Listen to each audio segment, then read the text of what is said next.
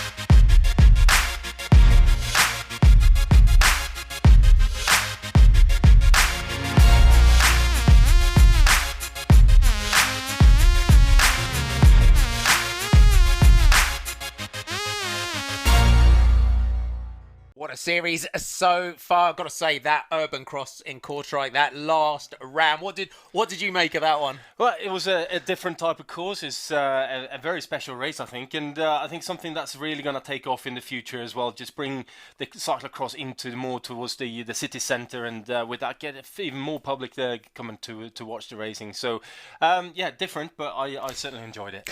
Right, let's have a look at the DVV standings so far. So remember, this series is done on a cumulative time, and it's Annemarie Horst who's leading in the classification. She leads her teammate Yara Catelynn by 6 seconds. Selene down Carmen Alvarado at 1:22, and then we go down, Maggie, and the gaps just start to get bigger. So it's already looking a bit like a battle between that sort of top few riders. Yeah, it definitely does, and you know, the DVV is so special in terms of it is a stage race over the full season, and if you have one bad round, all of a sudden you lose a ton of time, and it's very difficult to make that up. And yeah, it looks like it is a battle between the top riders so far.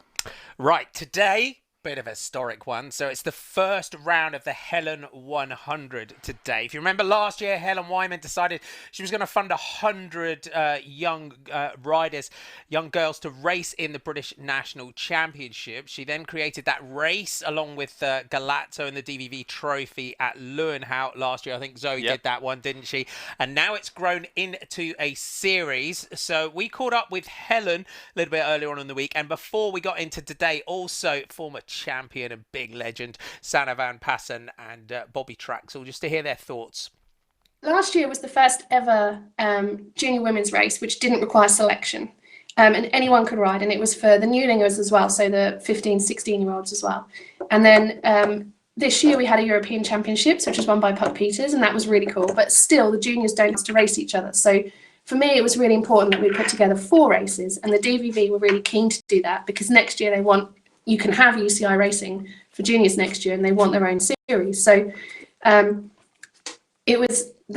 spoke to them, and they said that it's something they really wanted to do, and we had the funding to be able to put it together. So yeah, and it's really exciting. They don't have so many for the first round and the last round, but I had a text message from Puck Peters, and she asked if she was able to ride it. She's the junior European Championship champion.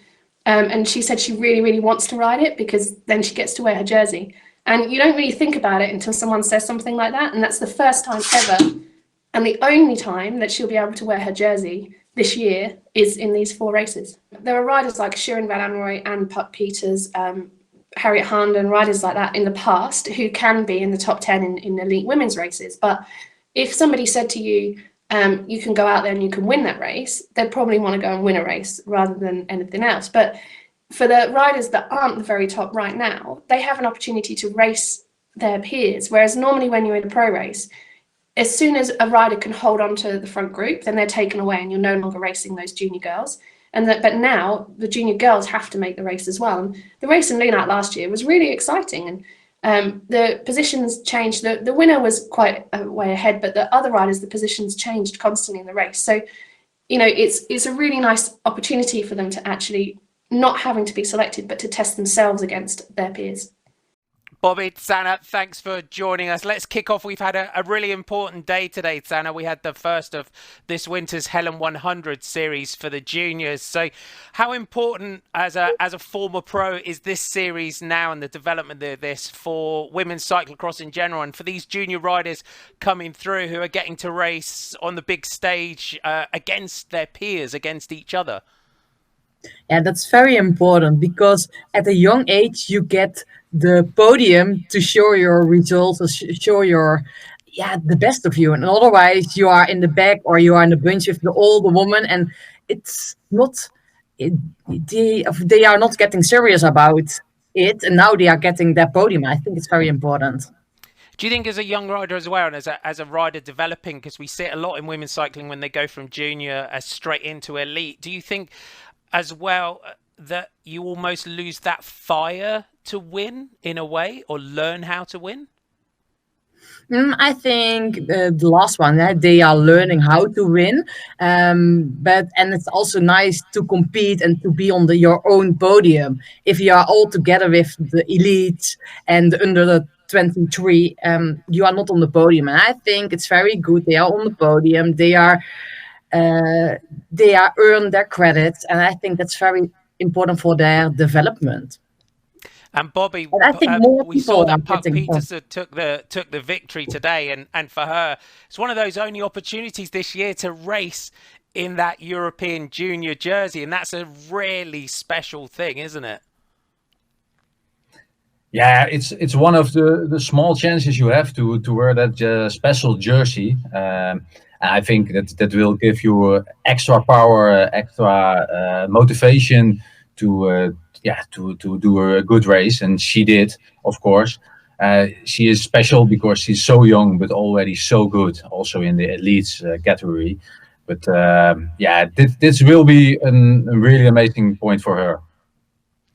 Now, a lot of riders have started to head off on their kind of mid-season training camps. And Bobby, it's a really important part, isn't it? Because a lot of riders, they come into the season on great form, and they get to this point of the season, and maybe that endurance is just starting to wane a little bit because of the volume of races that they're doing.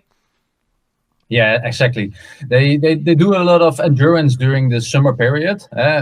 When the road races have their big races, they have the summer period where they do a lot of endurance training, and then they come in. They do a lot of explosive training, and they lost a little bit the focus on this, the endurance, but also to be 100% for a really important part of the season. Of course, everyone is looking to the World Championships, and the period around Christmas, it's really busy and you have no chance to train. That's why it's important to have endurance training. But I don't know how you look as a former rider, Sanne.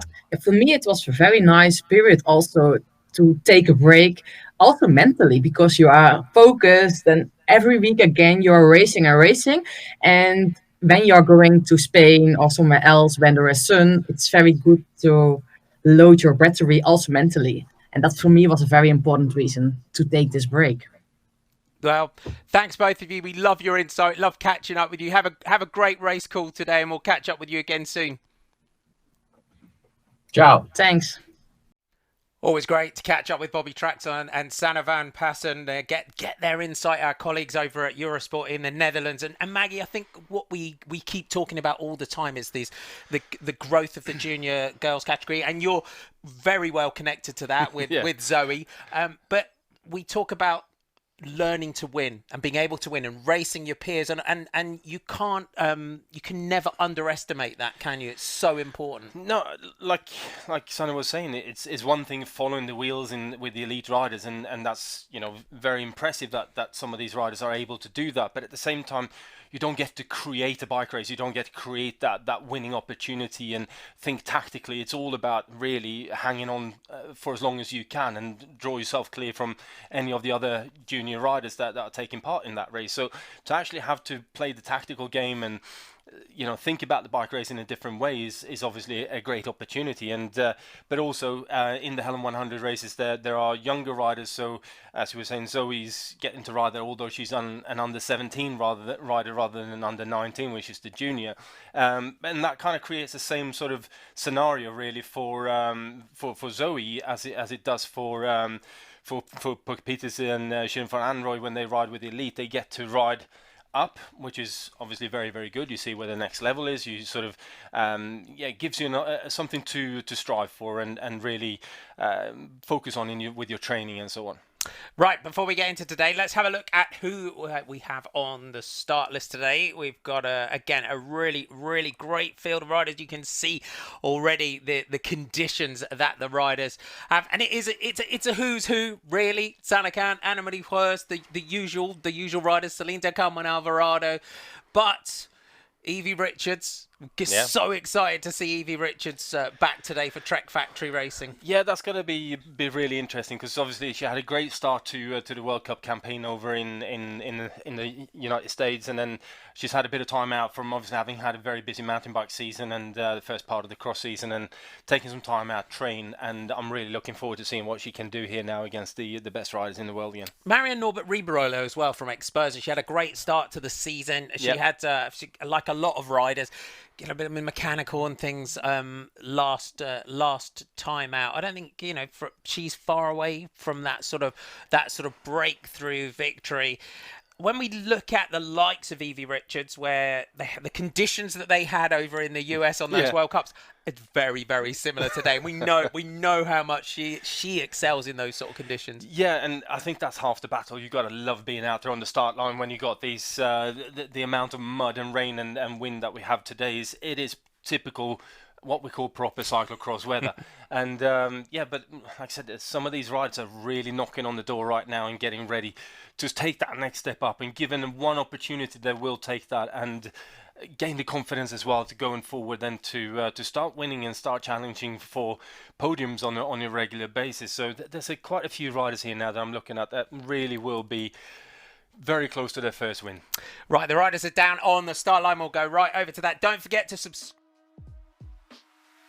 If you can do that, give this video a thumbs up while you're watching it. Spread the word, let everyone know that we're here. Hit that bell icon. That means you'll be notified whenever we upload a new video or we're about to go live. Doesn't mean anything, the subscription, apart from you subscribe, you get all your information, and if you could do that, that would be much appreciated. We're going to go right down live to the start line. Laura Hotondcross has got that left-hand position right on the start. Alicia Maria Azufi is also there, straight down the centre. The riders are watching the lights here. You will see here in the GP Mario De Clerq the conditions that the riders have to deal with today. It has got worse as the day has gone on, and we are off and racing. Ava Lechner in Italian Champions jersey. Selene Carmen Alvarado showing how cold it is. She's got the knee warmers on today. Low sails there. You can see Evie Richards in that light blue, dark blue colours of Trek Factory Racing. Anna-Marie Hurst through the centre. Hirta Hukka there in that blue and black colours, moving up. Yara Catelynn battling to get through the first corner, and it's Alvarado that gets it. Yeah, it's such a tough start this as well, and a really, really important first corner turning onto cobblestones, and there's a bit of a pinch point there, and straight away we're coming into a very technical part of the circuit. And Marianne Norbert. There's Richards, Kim van der Steen for Tartaletto, Isarex well to the front, and then straight from that on to the gloopy mud that the riders have to tackle. And Maggie, this course here in Ronse, there's an awful lot of off-camber sections as well as these real steep descents. It could become today a battle of who's the best runner in this. Yeah, I think so. Not only running uphill, but downhill as well, which is even more difficult. And like you say, it's so muddy, it's so slippery that the off-cambers are going to be very difficult to ride. It's more of a balancing act and who's really got the bike handling skills than it is about who's got the power to ride through the mud today. It's very much going to come down to, are you capable of handling the bike? So the best bike handlers out there are really going to have a big advantage today. And I'm looking Alvarado, Hurst, they are two of the best bike handlers out there at the moment, and I think they're really going to strive in these kind of conditions. And you can see as well the national champion of Hungary, Blanka Vos here in that green, white and red jersey, the champion of Hungary. What a season she is having, second behind Marianne Vos as well. Has already had a podium. Evie Richards, you can see here, Trek Factory Racing. Ava Lechner just trying to come back from that little bit of a problem. Annick Van Alphen on the left. There's Ava Lechner just going down on that corner, looking for the green, looking for some grip, but not an awful lot out there today. No, there isn't. And there's quite a bit of surface water really sitting in the grass as well. So even though it looks like you always go for green, green is grip. And today, though, there isn't really any grip because it's so soft on the very top surface that you struggle to find any grip at all. So it's almost more like riding in sand today in the corners. If there is a rut, commit to the rut, ride the rut. You can see the riders here just trying to control the bike as it slides away on this off-camber section. Tyre choice, tyre pressure today. It's definitely... There's only one tyre today, man. It's definitely the muddiest of mud tyres that you can possibly get your hands on, whether, you know, from your sponsor. And the tyre pressure for the women today is going to be somewhere around, we're talking 11, 12, 13 psi from some of the lighter riders up to maybe 15 for some of the heavier riders. But it's definitely... Ooh, Vos goes down hard there. So Annemarie Horst goes down quite heavy, as Magnus said, and Selene Del Carmen Alvarado already on this opening lap has gained an advantage. Blanka Vos, number 21, champion of Hungary, and we don't know an awful lot about her either. I've been trying to get in touch with teams and that kind of thing because, again, young rider, 18, I think, from memory, but absolutely phenomenal. It's great to see another flag coming through. Yeah, and she's one of those riders who really started the season well, but not been flying. And then as the season has progressed, she's really got into her stride. She's built in confidence, built in a skill level. Her team are really looking after her as well. So, you know, with Frankie van Hazenbroek behind it as well, they are really doing a good job with this young rider. And as we can see now, she's in the mix of this. Phenomenal. Again, the phenomenal bike handler that we're seeing, and finishing second behind Marianne Vos, was there right at the beginning, got delayed. Oh, she's got an issue with the chain. Oh, what a shame. And this is one of the big problems with the mud racing. As soon as you're riding around with enough mud, oh, she's having a crash here as well. Yep, that's why the chain came off. So, but the mud today is one of the big issues. Even a half lap changed, which most of the riders will have to do today to keep the bike clear, to keep the grip in the tyres. Even so, there's enough mud getting into the gears and the rear mechs and so on to. You might end up with a mechanical problem. Although we're seeing Alvarado out front with a reasonable gap already after the first half a lap here, that's not saying that she will not end up with a mechanical problem. So this is one of those days where you have to keep on pushing all the way to the finish line, because all it takes is that one thing that goes slightly wrong and you're losing a ton of time. You can see the cameras focusing on Evie Richards through the pits there, and you can see just how tough it is on the exit of the pits as well, trying to kick some of the mud out of the shoes. Just looking across here, so Yara Castelline, Annemarie Horst and Sanne Kant.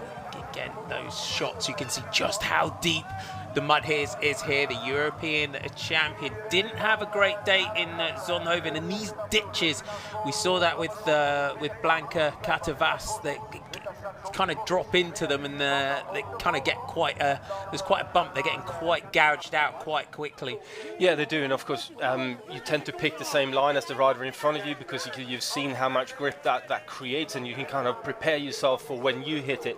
But the problem with that is that when you're running, though, you're going into those ruts. Every rider goes into the same rut. It just digs it deeper and deeper and deeper, and at some point that will just be too deep, and your front wheel gets stuck, and you go over the handlebars. So, yeah. And even these descents in the last couple of years when it's been dry, the riders have actually been able to ride this. But as you see today, they're struggling to even make their way down them. It's a day for your football boots, isn't it, today? Yeah, definitely cross-country running spikes. There's no doubt about that. And these riders will have the longest spikes that they can possibly fit to the front of their shoes today to kind of try and create some grip. But the problem is that you only have the studs on the front of the shoe. You've got very little grip at the back of the shoe for when you're running down a slippery slope like this. Yeah, because you could just see the way Anna-Marie Vos there, just the foot tilted her heel and straight away just slid away. But yeah, it's going to be a brutal day out there. It's brutal for the best in the world. It's going to be even worse when you're getting a couple of riders further down the back of the grid.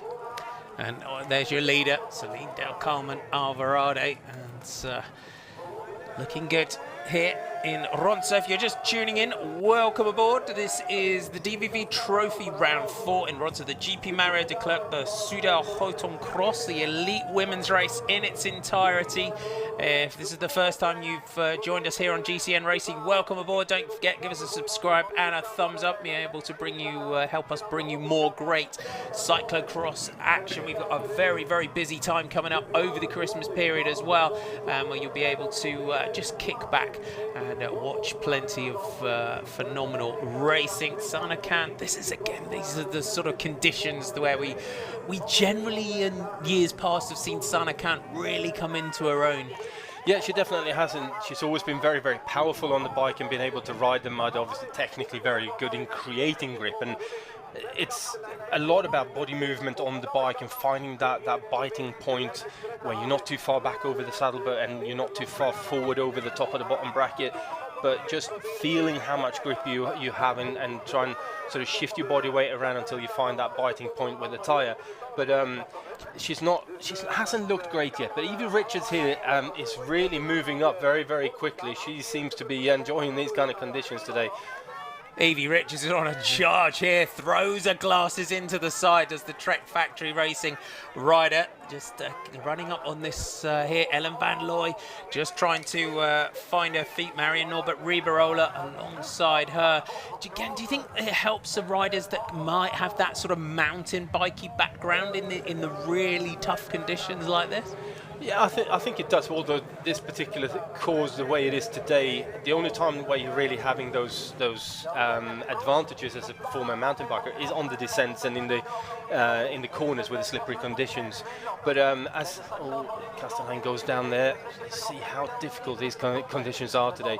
But I think the climbing on a mountain bike, you're not really going to have any benefits from that today because none of these climbs are effectively rideable, and you haven't got the gearing right for it either. You haven't got the same amount of grip because of the wider tyres on a mountain bike and so on. But yeah, it's very much on these kind of areas where you're sliding around a corner on well, effectively two-wheel drifting the bike around anything really, or trying to.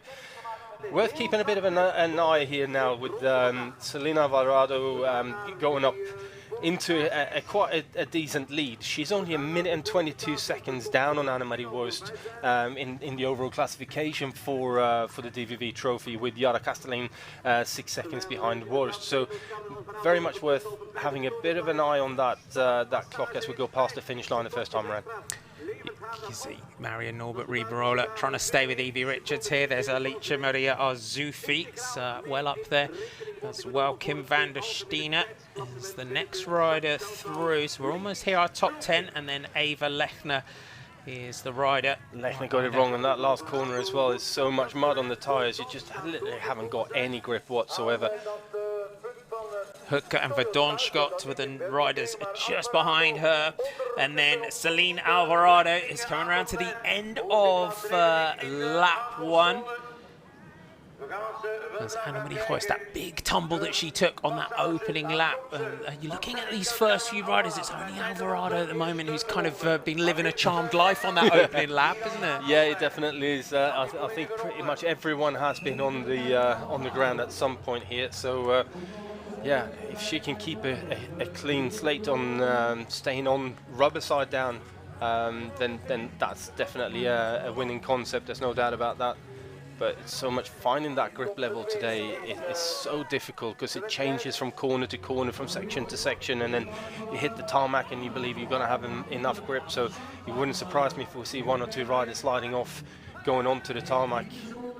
Anne-Marie Hurst goes through there at 19 seconds, so that's quite a gap for the Corendon Circus rider on that opening lap. Catelynn goes through at 30 seconds at this stage already. Sarnecant is sitting in 4th, so sometimes the head-on shots just foreshorten it slightly, over 40 seconds down already. So an absolutely phenomenal opening lap from this rider here. What a sensation that she has been over the last couple of seasons. Evie Richards really digging in here. We're getting into that point of the season for Evie Richards, the Namur World Cup. Those are the sort of races that she really relishes. Yeah, definitely. It's going to be interesting to see with the Namur World Cup, as well as with the new course change that they've done for that one as well, how that's going to change the dynamics of the race itself. But definitely a part of the season that Eva Richards really wants to do well in. So, and she's looking good, looking strong here. The worrying thing for Richards is, if she goes too deep in the opening lap or 2 laps here now, is she going to have enough to energy to hold on to that type of effort for the full duration? And Catelynn goes down again, and this is definitely it's a day of survival, this one today. Didn't have a great day in Zonhoven either, in the really deep sand, Yara Catelynn. No, she didn't. It was probably a little bit below par from what we're used to be expecting of Catelynn by now. But you know, you can't have a great day on every race day that you're doing, and certain courses suit you better than others. Alvarado's just really doing the dancing on ice here. That little slide on this off-camber section, and they're just controlling that back wheel. As we said, she lived a charmed life on that opening lap. One of the only, you can see just Yara Catelynn mud all down the right-hand side where she's gone down a couple of times. Anne-Marie Hurst now trying to control that, and lap times just over 11 minutes that opening lap. Yeah, definitely. I think the best technique really for getting across this off camera is what Anne-Marie Vos was just doing. Keep the one foot clipped out and sort of keep saving yourself and dabbing the left foot on the banking, and then keep on pedaling with your right leg, so that you're getting a little bit of traction, you're creating a little bit of grip, but not too much, obviously. Sarnecant, look at this, just controlling that, and again, it gets such a great shot there as well, isn't it, of someone of the level of Sarnecant. It's a great lesson for anyone that's watching this one, and Evie Richards as well. Look at this, doing the same, the way you have to move your body, control the bike underneath you while the bike's moving in a million different directions a lot of the time. Yeah, it definitely is. But it's also a question of you got to work out at what point is this not quick enough anymore? At what point am I faster running and jumping off the bike? And we saw Evie Richards riding maybe 3/4 of the way and then jumping off the bike and starting to run. Catelynn, just how we can see, having another little issue.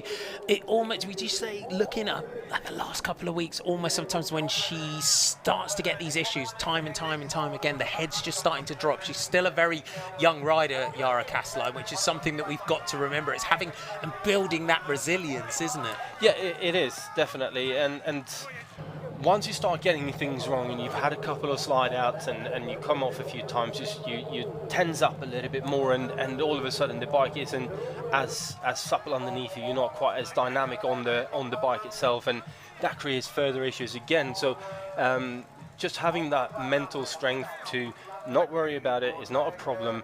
And we're gonna. Ooh, that didn't go very well. Even the mechanics are struggling to stay upright. It just takes that completely in her stride. Oh, no, the handlebars are... No.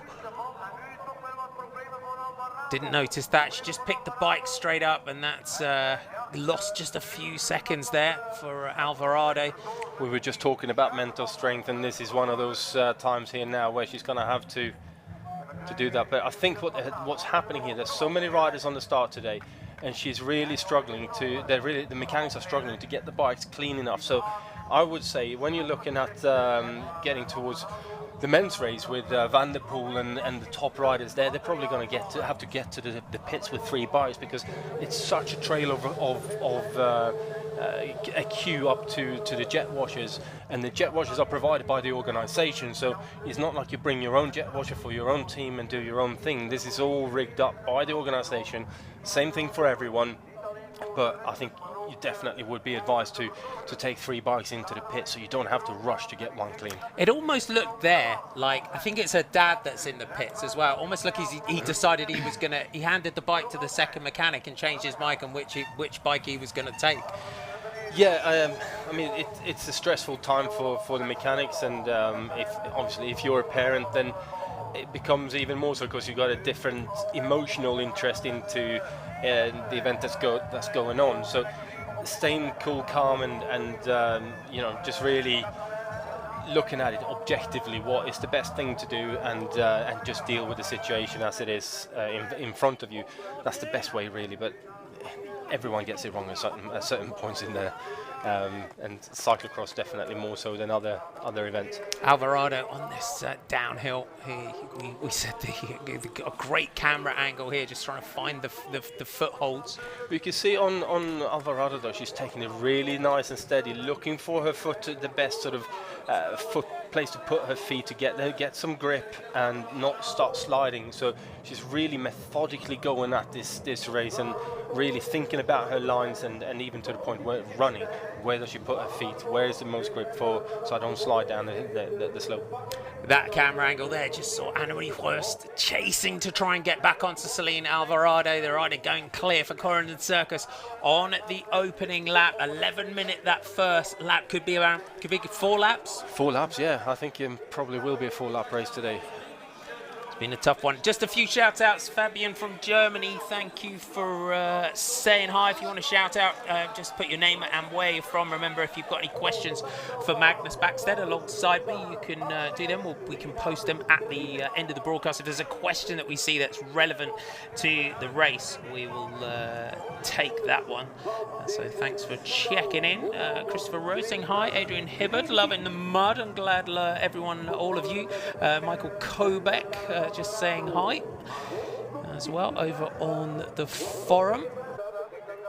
Great racing. What's a great call. I think what I'm loving this so far this season is the fact that all last winter all we wanted was mud, and then we've had it in abundance since the start of the season. Yeah, I don't think we've been to I've seen many dry cyclocross races this year, not with where they've been running, you know, the lower sort of the intermediate to lower sort of treaded tires. It's very much been a get to use the muddy Lima's tires as much as possible. And Marie Worst is making her way back here. Anne-Marie Worst fighting with everything that she's got here. You can see the footholds powering to try and get back onto Selene Del Carmen Alvarado and make a race of this. If you weren't with us right at the open of our broadcast, Anne-Marie Worst leading in the general classification from Yara Catelynn by 6 seconds. Selene Del Carmen Alvarado third at 1:22, then comes Ava Lechner at 2:15, Alicia Maria Azufi at 2:21, then Ellen Van Looy at 4:09, Kim van der Steen at 4:58, Sana Kant at 5:07, Lois Sales and Caitlin Keough 7 minutes and 10 seconds down. Evie Richards, Trek Factory Racing rider, former double world champion, coming back from injury, that knee operation that put her out for quite a while. But most of last season, really, wasn't it? And yeah, she's really done a strong comeback in cyclocross done so far this year.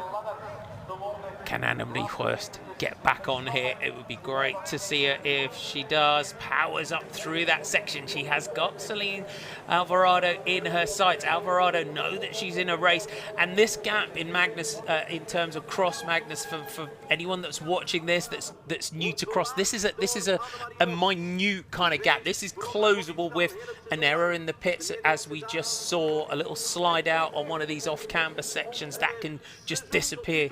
Yeah, anything that can happen, really, and like I said, 5-10 seconds is gone in the blink of an eye, and I think Alvarado will feel the pressure today, sitting out front here in the lead, having to nurture herself through this course and really try and pick the best line and stay upright. And staying upright is probably the one thing that's really going to keep her, on target for winning. When Worst is really putting the pressure on, so she's creating an added stress to Alvarado. So I think it's going to be quite an interesting battle in the end, which we've seen so many times already this season with those two women in particular. And yeah, the final couple of laps here is going to be Gonna be special. It is indeed. Alvarado and Hurst, will they get back together for the final couple of laps here? And already Hurst battling, and she'll be right on the limit of this one. A few other of you just saying hi.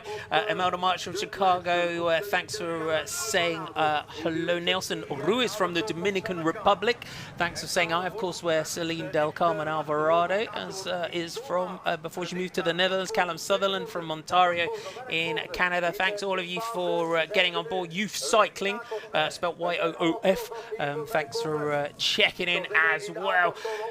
Going up to the line this time and back to Marion Norbert Riberola and Kim van der Steener. Van der Steener for Tartaletto Easterix. Yara Castelline just ploughing a lonely furrow through here. A few little offs that she's had so far today. The European champion, Anna Marie Hurst. Look at the focus on the face of Hurst. Well, there's only one thing that she's staring at there, and that's the back wheel of Alvarado in front of her, and just slowly but surely picking her way back onto that wheel.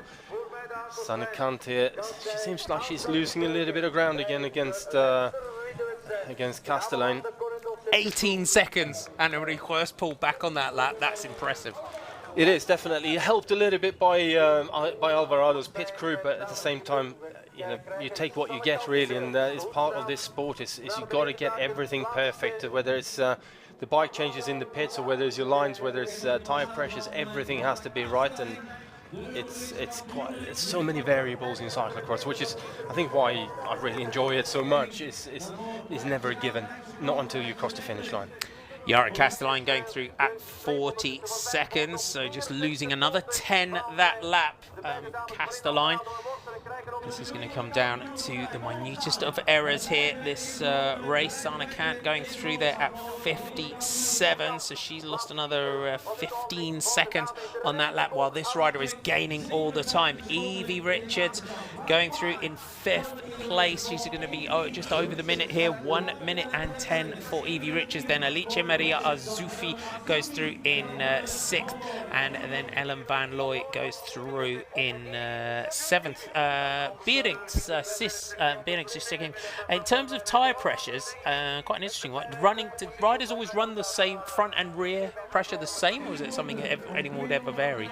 Again, it's definitely something that each individual rider decides and what they feel most comfortable with.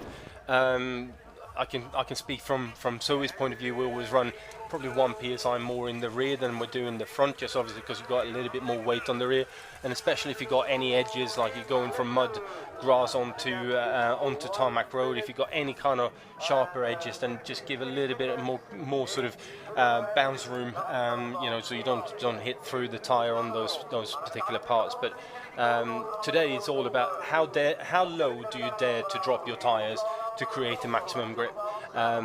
They need to basically more or less fold underneath you to create the amount of grip, or the maximum amount of grip, and to stay upright on this circuit. Just saw Anna Marie Hurst there, just having to dismount on that section. The little dab of the left foot to keep the bike moving forward. Castelline just dismounting. This is our 3rd place rider. Sanne Kant again, Sanne Kant so far this season not having the best start to the year. She's not looking her true self at the moment. No, she isn't, and I've been watching her on the bike pretty much since the start of the season, and there's something that doesn't really look right with her. Even her riding position on the bike, she's always looked slightly twisted on the bike, but she does even more so this year than in previous years. So I don't know whether something's going on, whether she's had an injury during the summer, or whether why that is, whether just haven't got the setup on the bike perfect for her.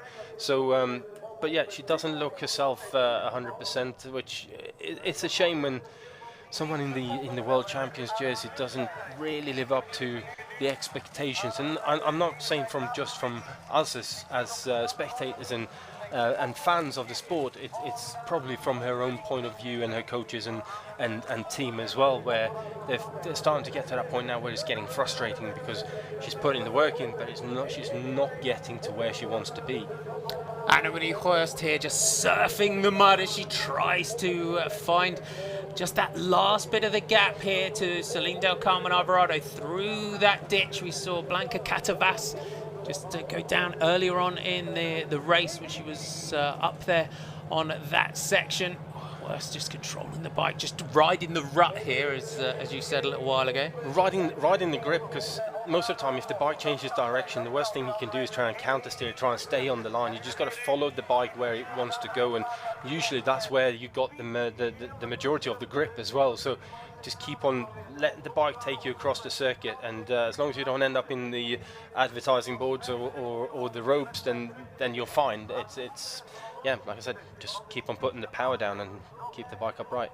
Into the section, back to the right order that they had previously. I think it looks to me like Worst is in a better place mentally. Alvarado looked a bit on the tired side, running through the pits there, just a little bit heavier on the foot at the moment. And I think obviously from Worst's point of view, she's closed that gap down. She's got herself back into an opportunity of winning this race again, and with that, she's finding that fire to keep on battling on.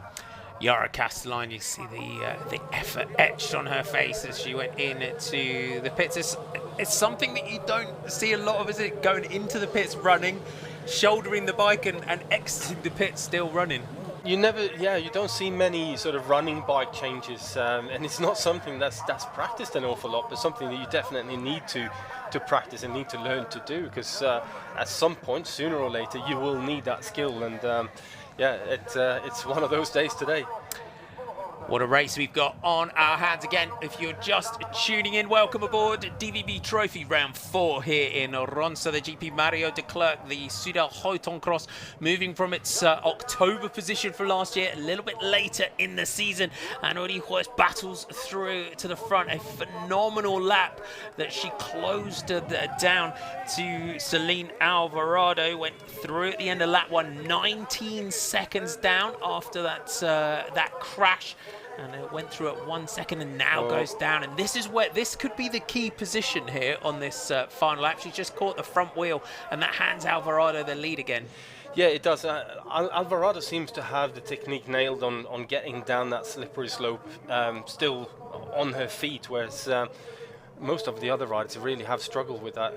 And I think, like you said, that could be one of those sort of race-winning opportunities that could present itself for Alvarado. If she does take a few risks at one point on the final lap, then that could be the gap that she creates that wins her the race. And looking at these two so far this season, Selene Alvarado does not want to go into a sprint again with Anna-Marie Worst, does she?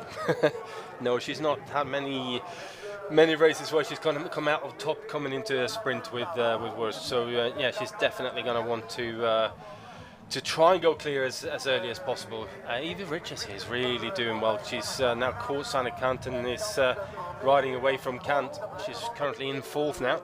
And now pushing out another advantage is Selena Alvarado. After that section, we saw Worst go down and just caught that front wheel of the bike on the barrier. Now she's got to battle back again on this one. We had some great battles between these two riders so far this season. Thanks checking in, Rob Visser, over on the YouTube forum from Arilla in Ontario. Thanks for all of you for saying hi. Let's have another look at this section.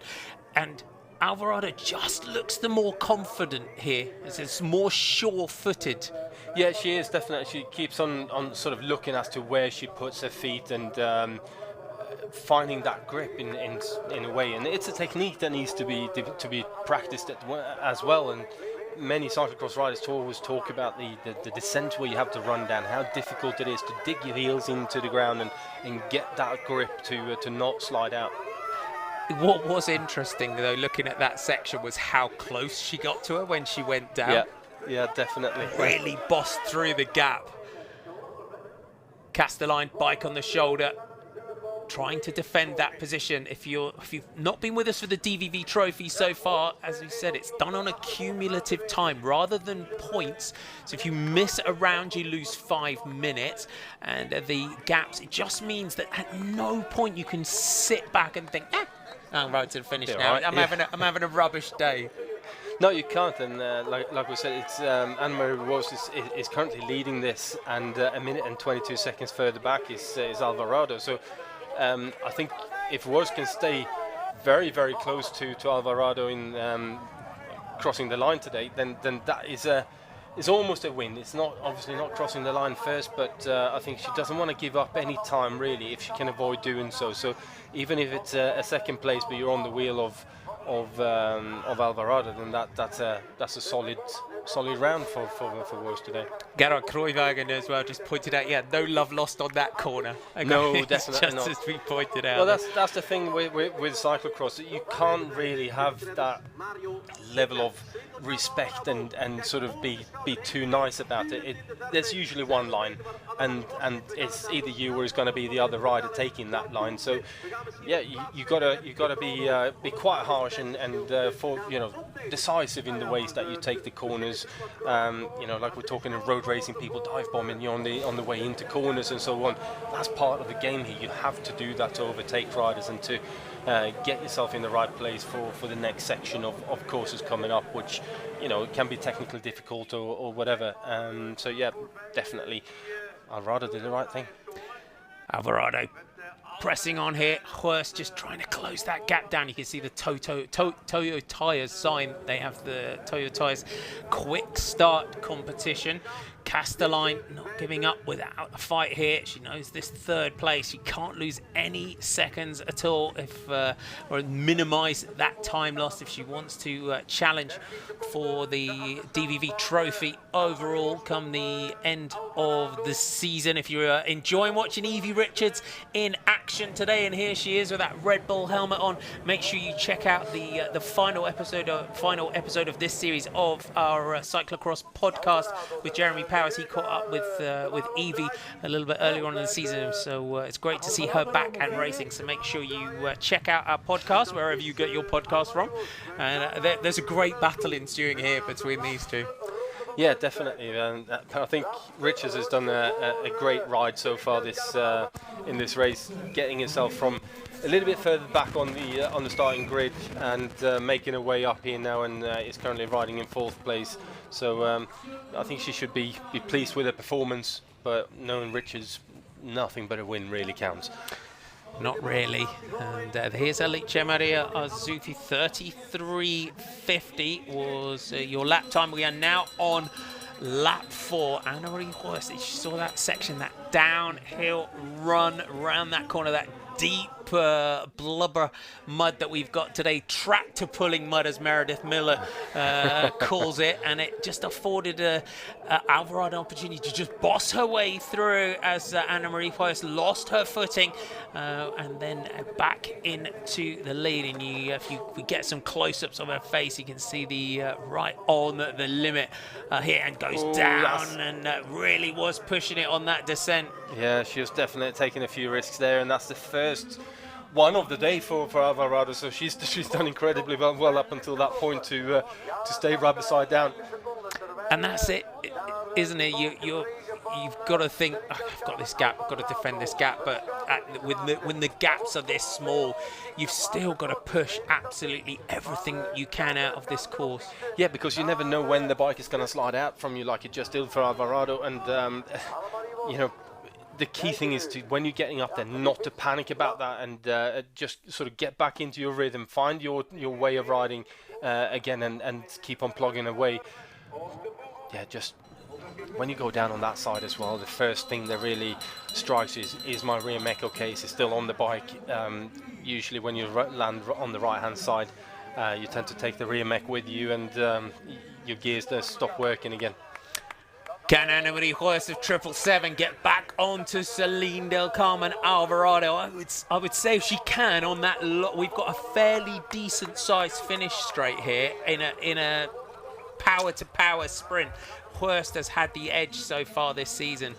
Yeah, but she has to close down that gap, and it was 14 seconds, as you can see on when they crossed the line. It's a little bit less now after that slide out from Alvarado, but really, Vos has to nail all of these sections now. These off-camber slippery slides She's got to get them absolutely perfect to close down the gap a bit more. If it's 1-2 seconds, then yes, maybe she has an opportunity on the final straight, but at the moment that gap is too big. It's going to be an awful lot to close that one down. It was back. They were together. 13 seconds that she lost on that lap. You can see the fatigue as well, just dabbing that foot as you try to control that bike. As Maggie said a little bit earlier on, it's that point where you decide, is it quicker just to get off and run a particular section? There's a good shot through there. We're getting a replay of here. Is this Azufi going down on the exit of that corner? Onto the finishing straight. And in this situation, for anyone that's watching this that has never raced cross, there's just absolutely nothing that you can do. In the words of Buzz Lightyear, you're just kind of falling with style. Well, fall with as much style as you can, because most of the time when the bike disappears from underneath you, there is very little style going on in the crashing. Most, like we can see with Azufi there, the bike started sliding, and she was trying with everything that she had to keep the bike upright, but you're just paddling with that foot until it's a lost cause, really. What a season Selene Del Carmen Alvarado is having. Started off in Dordrecht in the Netherlands, went on to Molenbeek to the Barrencross, took that one over to the GP Pelt and won that one. Third at the Poldercross in Kruijbeke, first in Gieten, second in Bern, third in Havre, first in Rudevorde, European under-23 champion, second in Tabor, third in Hammer, first in Kogsheide, second in Kortrijk and second in Zonhoven. That's not a bad career, let alone a season. Yeah, exactly. No, she's had a great year so far, and really has stepped up, even from last year where she had a good season as well, but more so this year again, and really has put herself as one of the top crossers in the world, if not the best at the moment, really. Horst, if you were with us for the Beringen race, what a phenomenal descender she is. I'm not going to say, can't say that. Just give her the curse. I did that to Blanca Catavas earlier. I'll have to go and find her one day and apologise for that one. We got the curse of GCN on that one.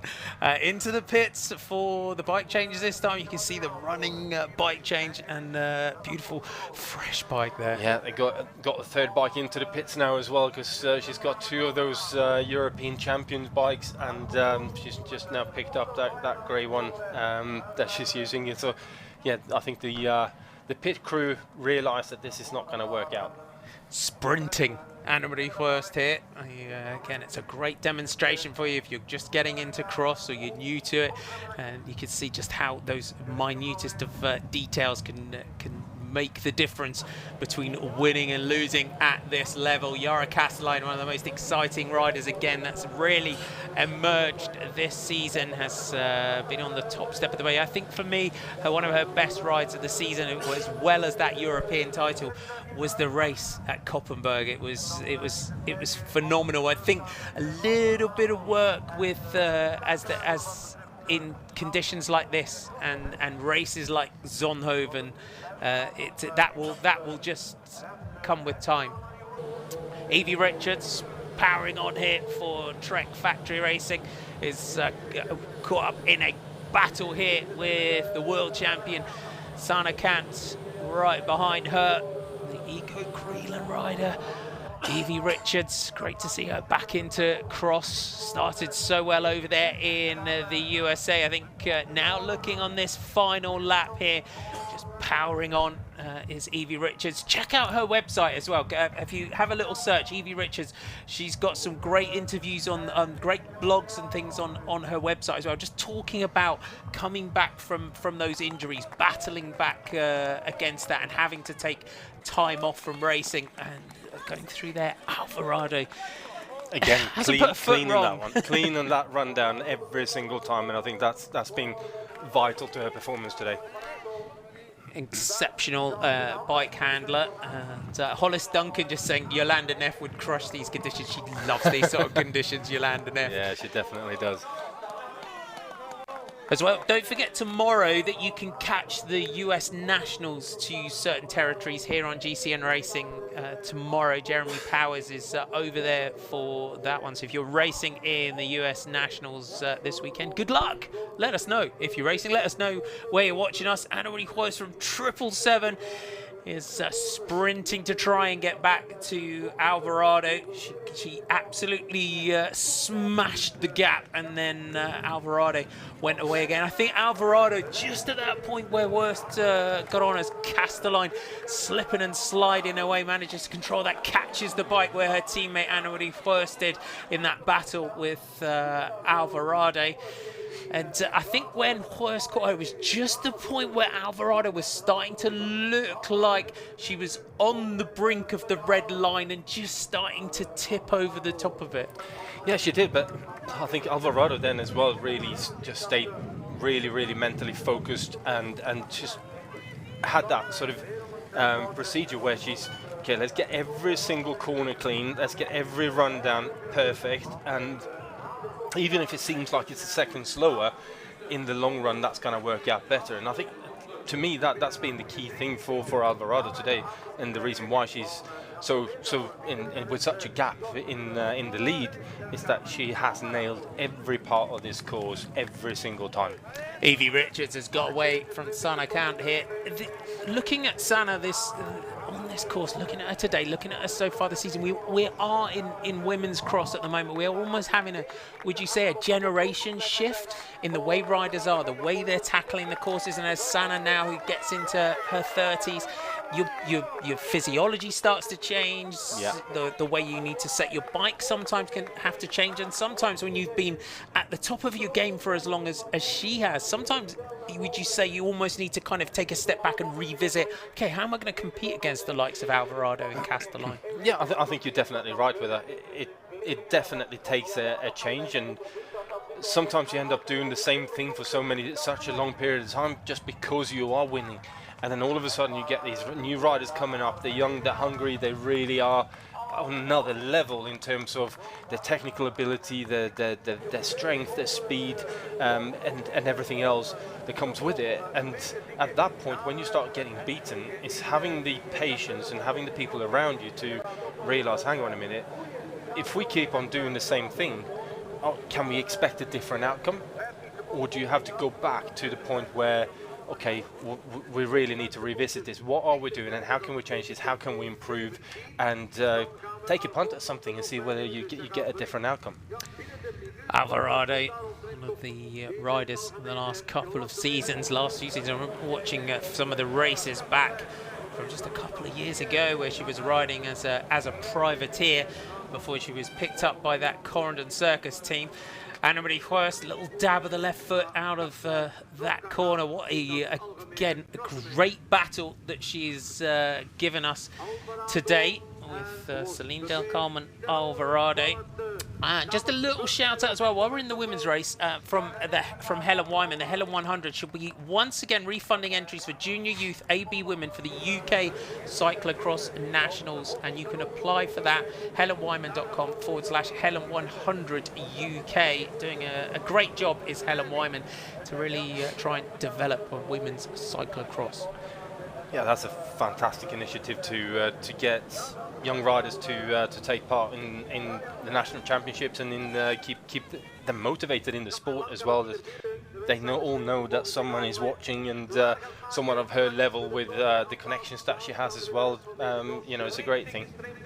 Alvarado, again, you can see how quickly that beautiful fresh bike just gets covered in the gloopy mud, but she is not far away from another outstanding victory. Selene Del Carmen Alvarado out of the saddle, sits down as she'll see that finish line ahead of her shortly. She knew that she didn't want to go into a sprint battle up here with Anna-Marie Worst. She wanted to win on her own, and if we think back to that Brussels breakthrough victory at the beginning of this year, what a season she is having. Alvarado takes the victory, and what a phenomenal final lap that she's put in there. Yeah, that was a really strong ride, but you can see how important it is with every second counts in the DVV Trophy.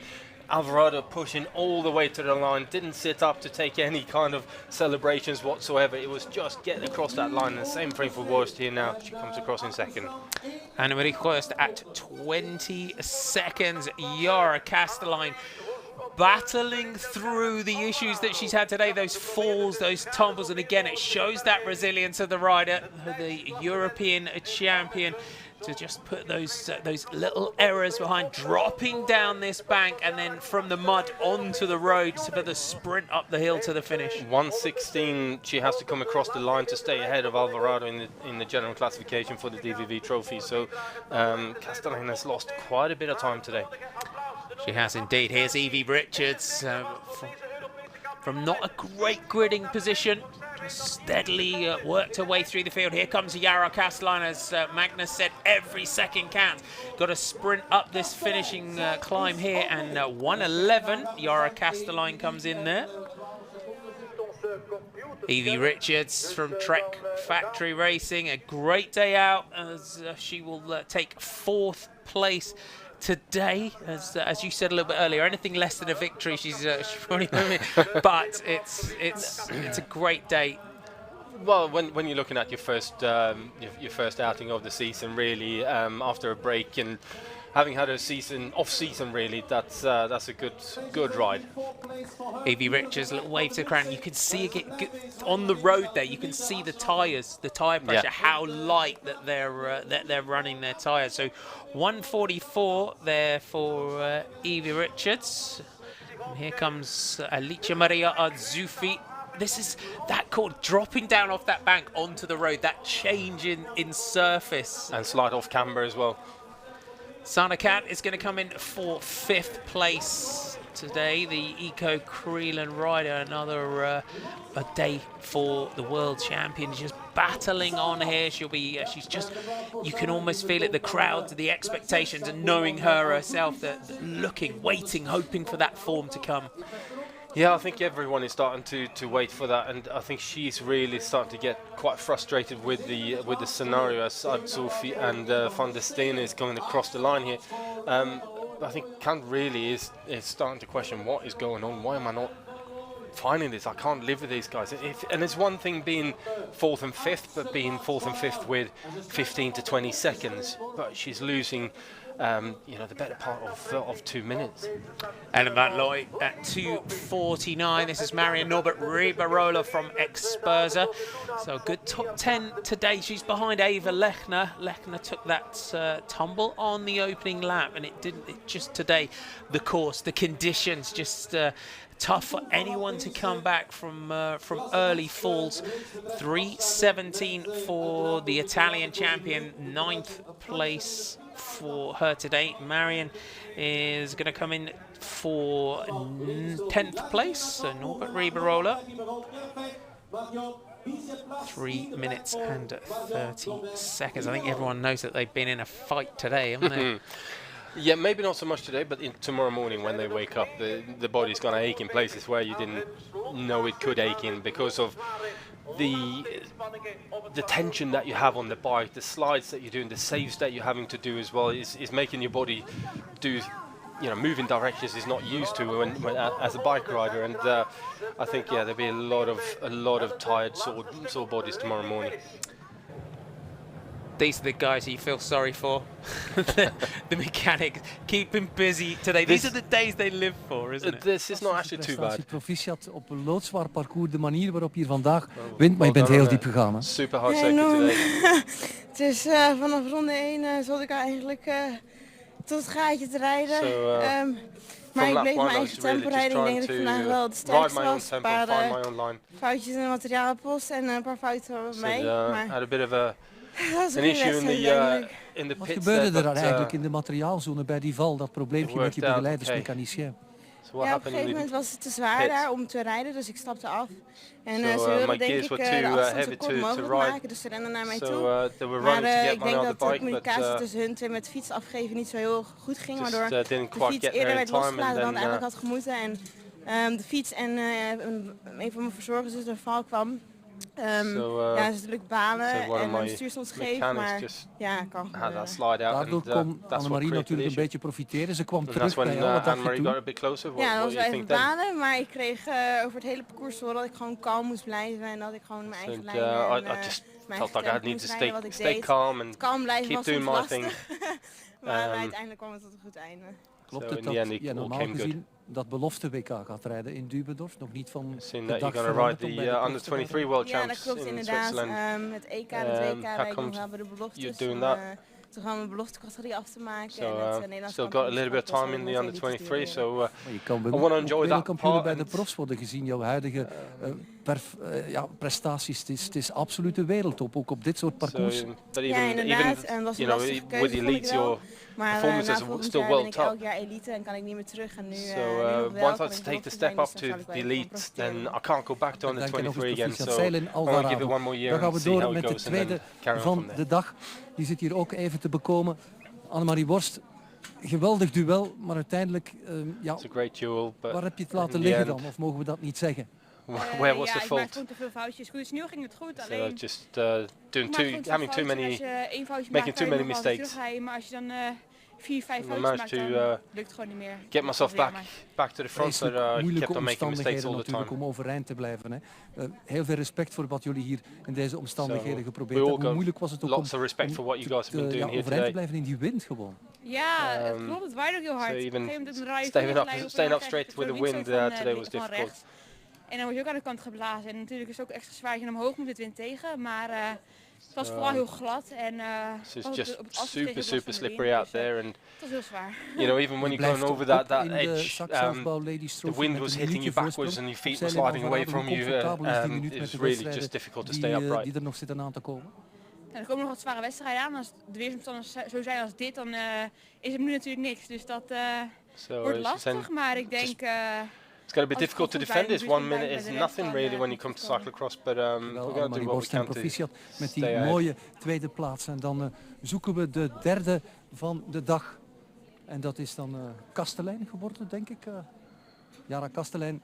Vertel eens, wat is jouw wedstrijd samen? Want het waren wel heel aparte omstandigheden. How did your race go? There's some special circumstances out there. Ik heb geleden en ik heb veel foutjes gemaakt, maar ik denk dat ik just made lots and mistakes. I just couldn't do any better today. In mijn benen. Maar ik gleed gewoon te veel vandaag. I just het lastigste rondje couldn't do any better today.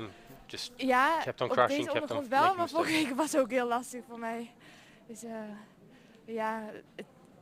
ik denk dat derde het hoogst haalbare was van vandaag. Dus daar ben ik wel heel tevreden mee. Ook jij lag er een aantal keer bij. Vervelend is dat als je dan moet rechtkrabbelen uit die modder en weer de draad oppikken. Ik denk dat iedereen vandaag wel een aantal keren op zijn gezicht is gegaan. Dus, today I think everyone was basically going face first into the mud at some point. So it's been a good day. Thanks to Magnus, who speaks six languages fluently. So great to have you alongside me to translate. Here is your top 10 today in the Hotondcross. Selena, Carmen, Alvarado, Anne-Marie Vos. What a battle. Yara, Catelynn, Evie Richards, Sanne Cantler, Alicia Maria Zufi, Kim van der Steen, Ellen van Looy, Eva Lechner and Marion Norbert Riebelober. Look at those time gaps. 3 minutes and 31 seconds separating that top 10.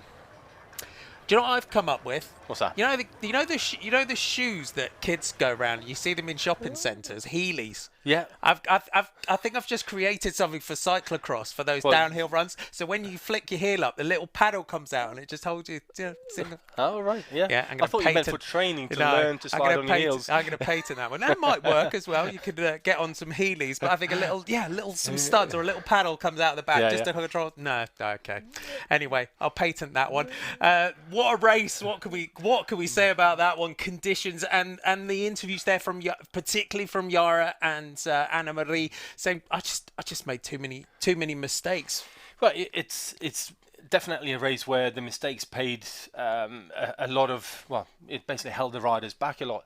The less mistakes you made, the less energy you spent, and you effectively staying on your bike. And every time you slide out, like we saw most of the riders do today, you lose that 4 or 5 seconds getting on the ground, getting back up again, getting a bit shook up from the crash, and then finding your rhythm again. So you're losing maybe even more so up towards 10 seconds on a crash like that. And if you do one, you can probably recover from that, but when it happens again and again and again, and as we all know, once you've crashed once, it tends to be easier to crash again because you're getting that little bit more tense. And I think Alvarado just had it done perfect, apart from that one slide out on the last lap. She was perfect through the whole race. Yeah, you got to say, impressive stuff, singing that one little slide off there. Now, if you're not familiar with the format, if you've not been with us on GCN Racing before, the men's race starts on the hour, so it's in just under 20 minutes time. We will also bring you the women's podiums and a little bit of highlights just before we go into the men's race, which, looking at that's going to be epic. So you're not going to want to miss that one. A little bit of halftime entertainment for you. We've got Katie Compton's Pro Bike, and I caught up with Erwin Vervecken, our good friend, just to find out a little bit more about his favourite courses. We will be back about 10 to the hour.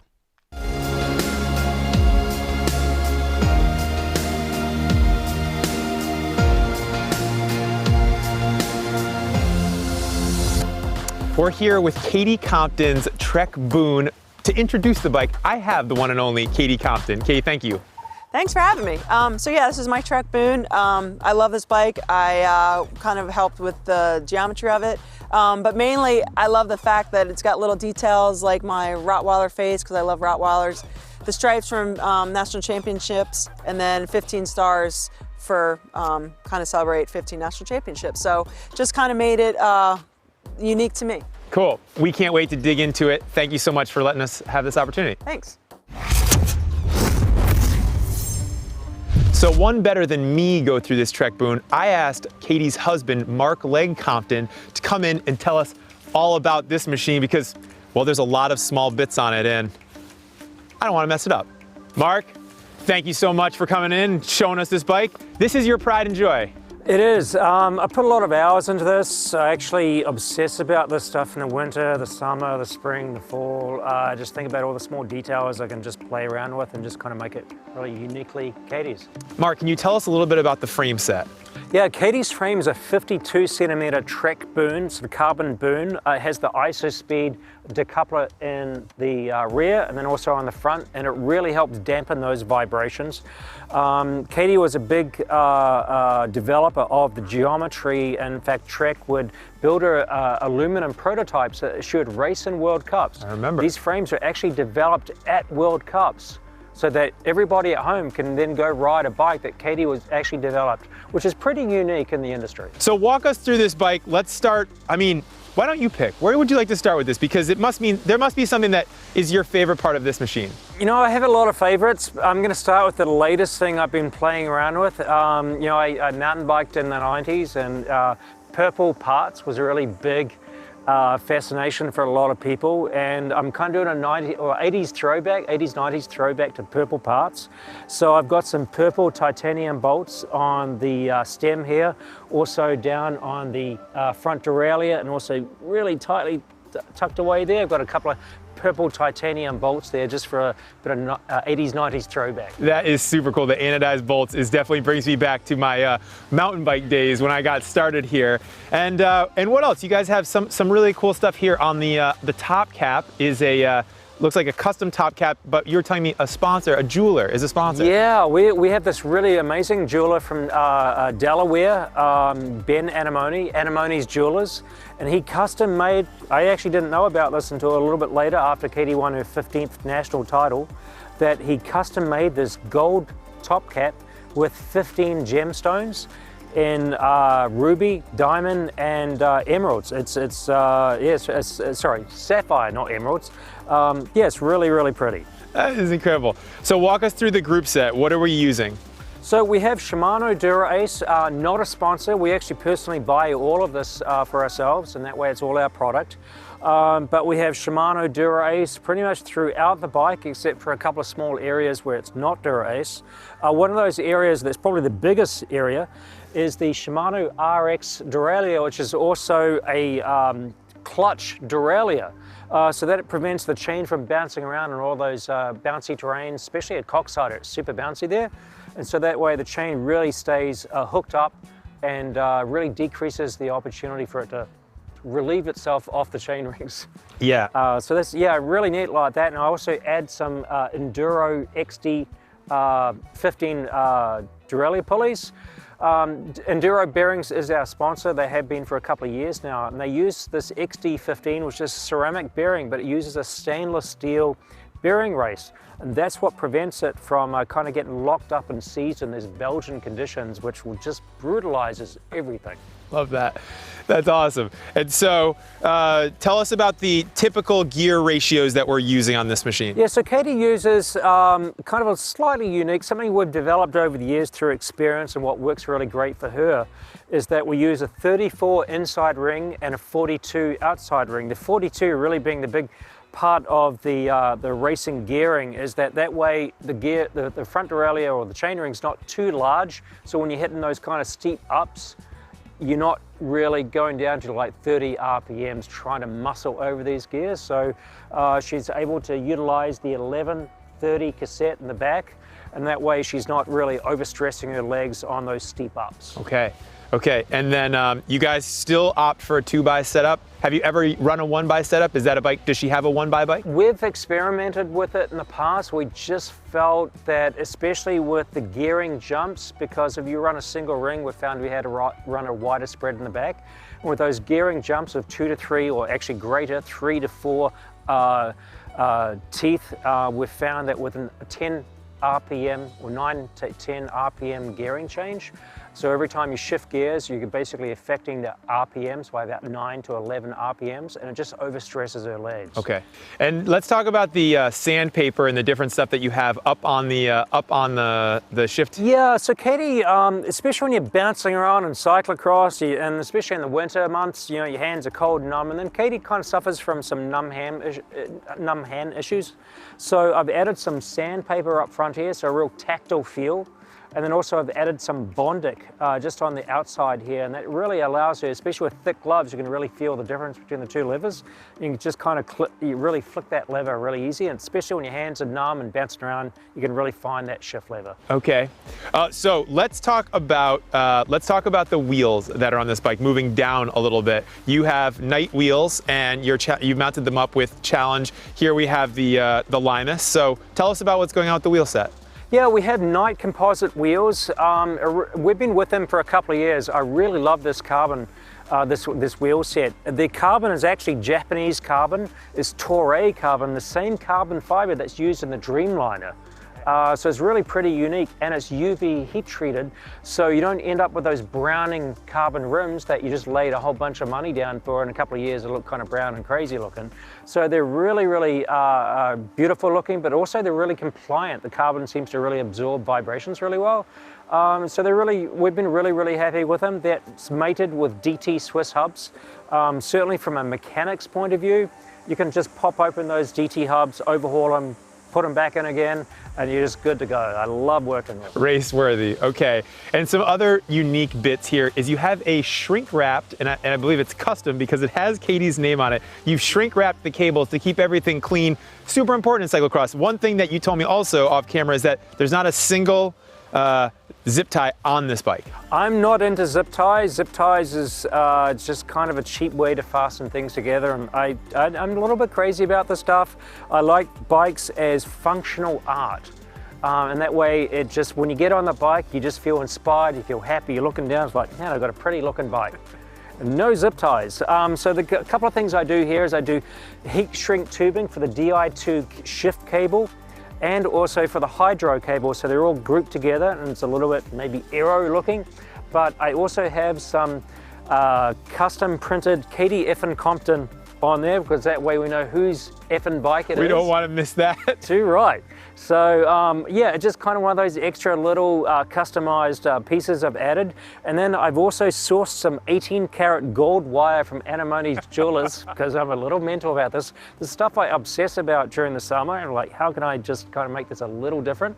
So I've used this as I drop the zip ties and I custom wire them. I used to tie and solder wheels back in the day, and I still love to do that, and this kind of is a throwback to tie and soldering wheels. I do that with the 18-karat gold wire. That is phenomenal. So moving down, you've got Shimano Xt Pedals, I believe. Yes. Tell us about those. Yeah, we've found that we've tried the XTR pedals, we've tried the XT pedals, and we just found over the years, especially with the mud and the sand, the XT pedals seem to be a little easier to engage when muddy. So we've been using them, and also we buy these things, and XT pedals are just a lot cheaper. I love it. Yeah, okay. It's great. And you guys opt for 140 rotors front and rear?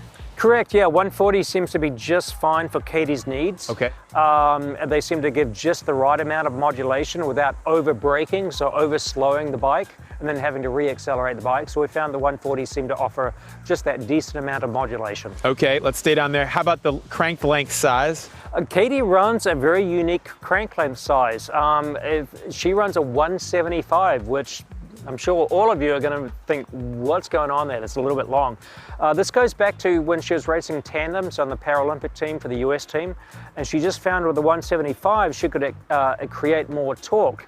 And with cyclocross being such a high torque sport, you're constantly accelerating from a very slow speed to a high speed, she found that we could get on the pedals a little better, and we actually did the data analysis using shorter cranks.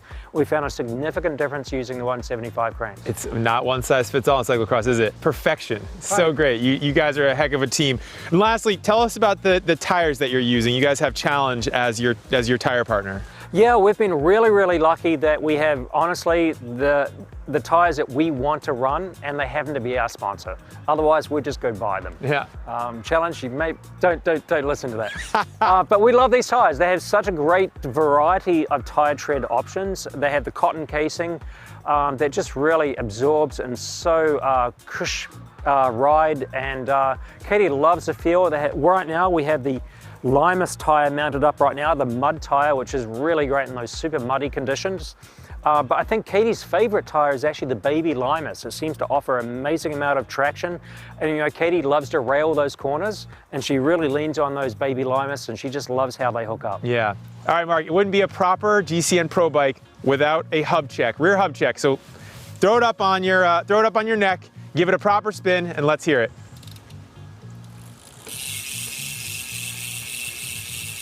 Sounds pretty good. I want to thank you so much for walking us through this. It is a very special bike. It's a very special team that you guys have, and I wish you good luck in the upcoming events. Thank you, really appreciate it.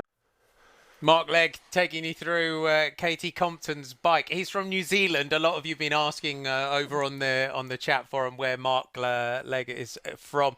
That's an incredible, crazy amount of detail on that bike, isn't it? Yeah, there is, but I can appreciate it. I can really appreciate that. It's something special when you jump on a bike that's been thought of in that way, and you know, whether someone has really put the time and the energy effort into getting all the details right for the bike to be just so when you climb on it, and yeah, just maintaining that throughout the season. That tends to be a bit harder way. You don't want to give John Cannings that idea. John Cannings on GCN Tech, he'll be gold-plated everything now, will John Cannings. Now, we said we were going to have an Erwin Viveka interview there about his favourite courses. We're getting quite tight into the men's race, and we're going to put it up on our Facebook page so that you can watch that. I caught up with Erwin a little while ago. Before we get into the men's race, if you don't want to know how the women's race panned out, you can look away in 5, 4, 3, 2, 1. You have been warned, so no spoilers. So what a great race we have. Selene,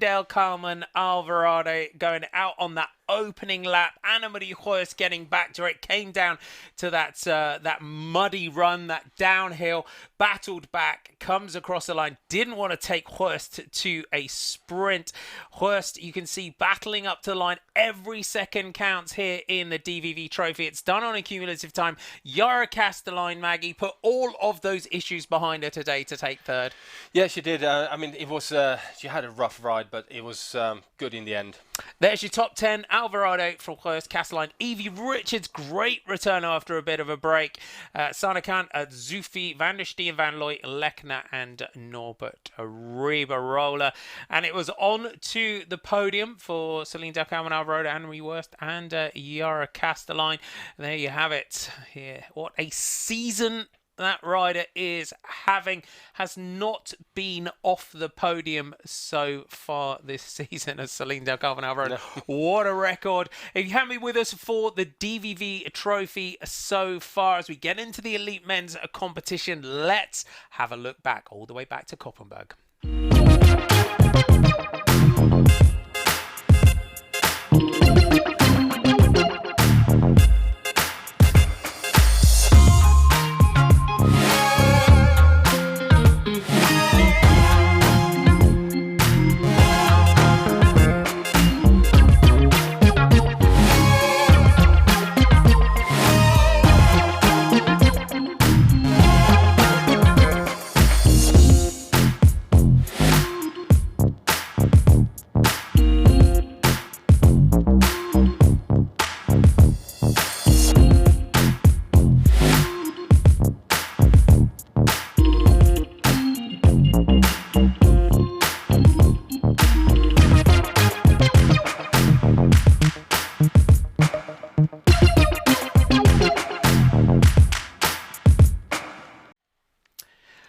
And before you ask, I'm going to get a T-shirt printed that says, yes, Mathieu is riding today, and no, Mathieu is not riding today. So Mathieu van der Poel is on the start line today.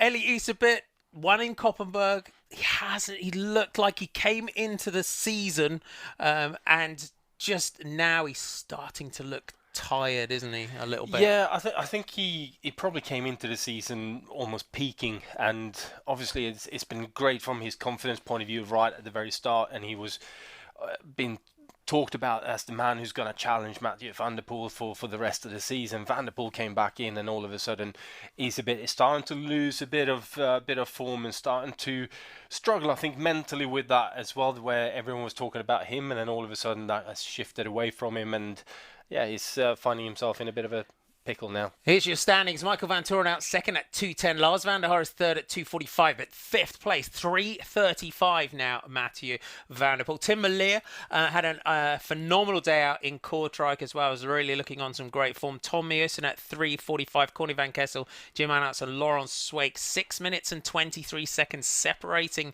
that top 10. For me, Tim Merlier has had a great season. He's looking at it. He had a few sort of health issues last winter in the cyclocross. He had a great summer, won that Belgian national road title. He's looking really, really good this year. Yeah, he is, and a rider who's, I think, building into the season nicely as well, which I think is key for, you know, the biggest block of racing is coming up now from over Christmas and New Year, and then obviously we're heading towards the World Championships, which is obviously very important as well. So for a lot of the riders, like, now is the time to hit form, and he's really slowly been building and building and building, getting better and better for every race that I've seen him so far. And yeah, he's definitely a man, I think, to keep a bit of an eye on. Now today, this course here, the GP Mario De Clerq, we looked back last winter. It was at the beginning of October, so it was getting. We didn't have conditions really like this very often last winter, but it kind of enjoyed those kind of late summer, early autumnal temperatures. But today, the off camber sections we've got today, the rain, the mud, it's made it into something completely different. And we used to see Mathieu van der Poel kind of, as we said a little bit earlier on in commentary with Selene Alvarado, living a charmed life. Last year, didn't put a foot wrong. Nope. It was so quick, he could just ride whatever line. But this does change things. Yeah, it definitely does, and there's certain riders who are extremely good and almost specialists in this type of condition that we have today, and I'm thinking Toonart's being one of them. As you said, last year was more of a grass criterium in this hilly grass criterium in this race, but I think today we're in for a treat again. And the other riders that we can watch out for, Tom Meusen, he's almost starting to look like himself again. Getting there. Yeah, it's very, very good technically. Marcel Meissen as well, for me, in the last few races, has just started it. We always kind of see him sort of there and there about sort of the 10th places, and Marcel is also just starting to creep into a bit of form. Yeah, definitely. But to me, there's been a couple of sort of standout riders, and Quinten Herman's been one of them. Like you said, Lars van der Haar he's been very consistent this year. A lot more consistent than he has been over the last couple of years. Laurent Sweeck also very, very consistent. So, but at Telnet Balois lines, they really have had the numbers up front in pretty much every cyclocross. Obviously, Van der Poel is the man to beat. There is no question about that. But behind that, there's a really good fight, and it seems like Telnet Balois really have stepped up their game in terms of having numbers at the front of the bike race, and that's going to pay dividend at some point. They've got to do it. Now, before we go live, we're going to go straight to the start line. Please, if you can, make sure you subscribe to the channel. Just click that little subscribe button there. Hit that bell icon. It just means that you'll get a notification when we're going live or when we upload a new video, if it's something away from our live broadcast as well. You can also set reminders as well on GCN Racing on YouTube. You'll get an email about 30 minutes before the race goes live, so you won't miss anything, and you can get into that and schedule all your races over the festive period, because there's nothing else to do apart from watch cyclocross. If you want to get on board on the chat forum, we are nearly ready to go. Riders are poised and ready. Mathieu van der Poel, Toonarts, Ellie Isabet, Marcel Meissen. You can see the German champion got a good front row position here. Michael van Torenhout alongside him. Yanni Vermeersch, we saw him warming up, if that's the right word, a little bit earlier on in the day. Lars van der Haar always crouched and ready. We are off and racing. Green lights. Van der Haar on the right there, and Van der Poel straight down the centre, and it is a tough start, this one. Very, very difficult start indeed. It's all uphill here and a lot steeper than what it looks on the TV screen, but such an important first corner as well, this one, to turn into over the cobblestones, and then this little road section as well, down to the first little bit of a sort of a chicane that's been created with the barriers. Elie's a bit really looking like he's keen to be up there and want to make sure that he's on Mathieu van der Poel's wheel as they go into the first bit of mud. Onto the mud, Mathieu van der Poel showing what sponsorship does to you. White socks, white shoes. We'll give them about half a lap before those socks will never see the light of day again after this one. But it's Marcel Meissen, German champion, who is leading out here for Corridon Circus, Toonarts, Yanni Vermeersch, Ellie Isabet, all up there on this run. And for once, the curse of the GCN commentator, bigging up Marcel Meissen on the front. Yeah, well, definitely. He looked good. He got the line right through that chicane coming off the road section, and that's what put him out near the front there. And Van der Poel now just following his teammate. Let's run you through your other riders. We'll go from I'll go from the bottom of the board here. Catelynn Waterman from the USA wearing 36. We also have Max Judelson that's in here as well on this section that they're riding there. The other rider, Zuba Sefa from Albania. The Albanian rider is in there as well. It's a Belgian-Dutch affair. Beyond that, just going down on the left there, the Hens Mass team that is about to have the reinforcement in the new year of Tom Meusen, Maximum Slidability, Malir and Vermeersch there. They're just sliding out under there. There's Tom Meusen. Take the high ground, you take the low ground. And Marcel Meissen on the right there. There's Toonarts just sliding with grace here through this section. There's Mathieu van der Poel in 4th position. Yeah, didn't get the best line through there, I think, and he's just lost a couple of places, but he's a bit almost getting his front wheel chopped off there by Meissen. Isabet has got a point to prove, really, hasn't he, Ellie Isabet, in the second half of this season. He said he came in almost on peak form, really stamped his authority on the early races. As the old cliche says, you've got to make hay while the sun shines, and while Mathieu van der Poel's not around, he did absolutely everything he could. He raised his stock, in essence, didn't he? He raised his value by taking so many races back to back. Yeah, he did, and good on him for doing that. But you know, now as we're coming into the Christmas period, this is a really important part of the Belgian cyclocross scene, and I think he's going to want to try and get himself back onto, physically as well as mentally, onto his top game, and start challenging Van der Poel and putting some pressure on him again. Because saw a couple of races, especially the European champs, where Isabet was right there with Van der Poel until the very end, and I for one, I really enjoyed that, and you know, getting that kind of racing, close racing, is certainly a treat to me. Meissen, Isabet, Van der Poel, Van Kessel, Arts with Vermeersch, Malir, just trying to get on here with Jens Adams, it looks like. So just almost onto the back of the group. Michael van Torenhout is there. Lars van der Haar, a couple of placings back into the pits. If you weren't with us for the elite women's race, don't worry, we won't give you any spoilers, but you'll see it's a very, very muddy, very gloopy day into the pits. The riders are having to run in and out of the pits, which is something that you don't see a huge amount at this level, but we've got a good group here of 5 riders at the front. Corny Van Kessel gets his bike. I think Van Kessel there's probably got the best pit position right at the exit. Yeah, definitely. You know, there's a lot of traffic right at the entry to the pits, and especially when you're doing the running changes as well, they tend to be taking a bit more space to do than, and it gets a bit messier with the mechanics as well. But yep, Van der Haar looks like he's got some sort of an issue. He's looking down at his chain rings there. dive bombs his teammate. Nothing like T-boning your teammate, is there, on the X of that one? Van der Poel on the inside here, it's been away on a training camp as Mathieu Van der Poel. On these sort of conditions, it's that sort of day, isn't it? You've just got to ride the course. Just pick your own lines. We look at it in terms of racing everyone else around you, but it's just, again, coming in off of what would be a big block of endurance work and just sitting back. We see him being some days.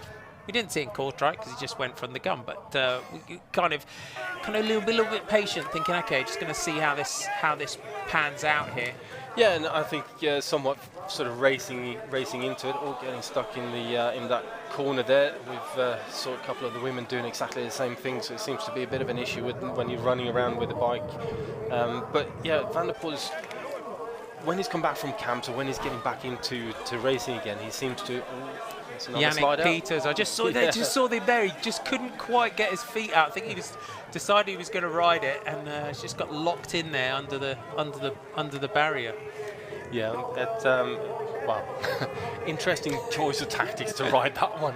Let's put it that way. No one has tried that so far today, I think. Not so much. Alex Brown just asking, where is Wout, and is he recovering and returning? The word on the street is he's coming back on the 27th of December in Lowenhout. Doctor's permission granted. So if the doc gives him permission to come back, he will be back for that one. And for someone returning like Wout, we all want to see him back. I mean, you came as a pro rider, you came back from a few sort of adverse crashes yourself. Wout coming back in, we're kind of thinking it's going to take him a while to sort of find his feet and find his legs, but you know, from coming back in from broken collarbones into Roubaix and races, like, riders of Wout's level will be Wout, won't they?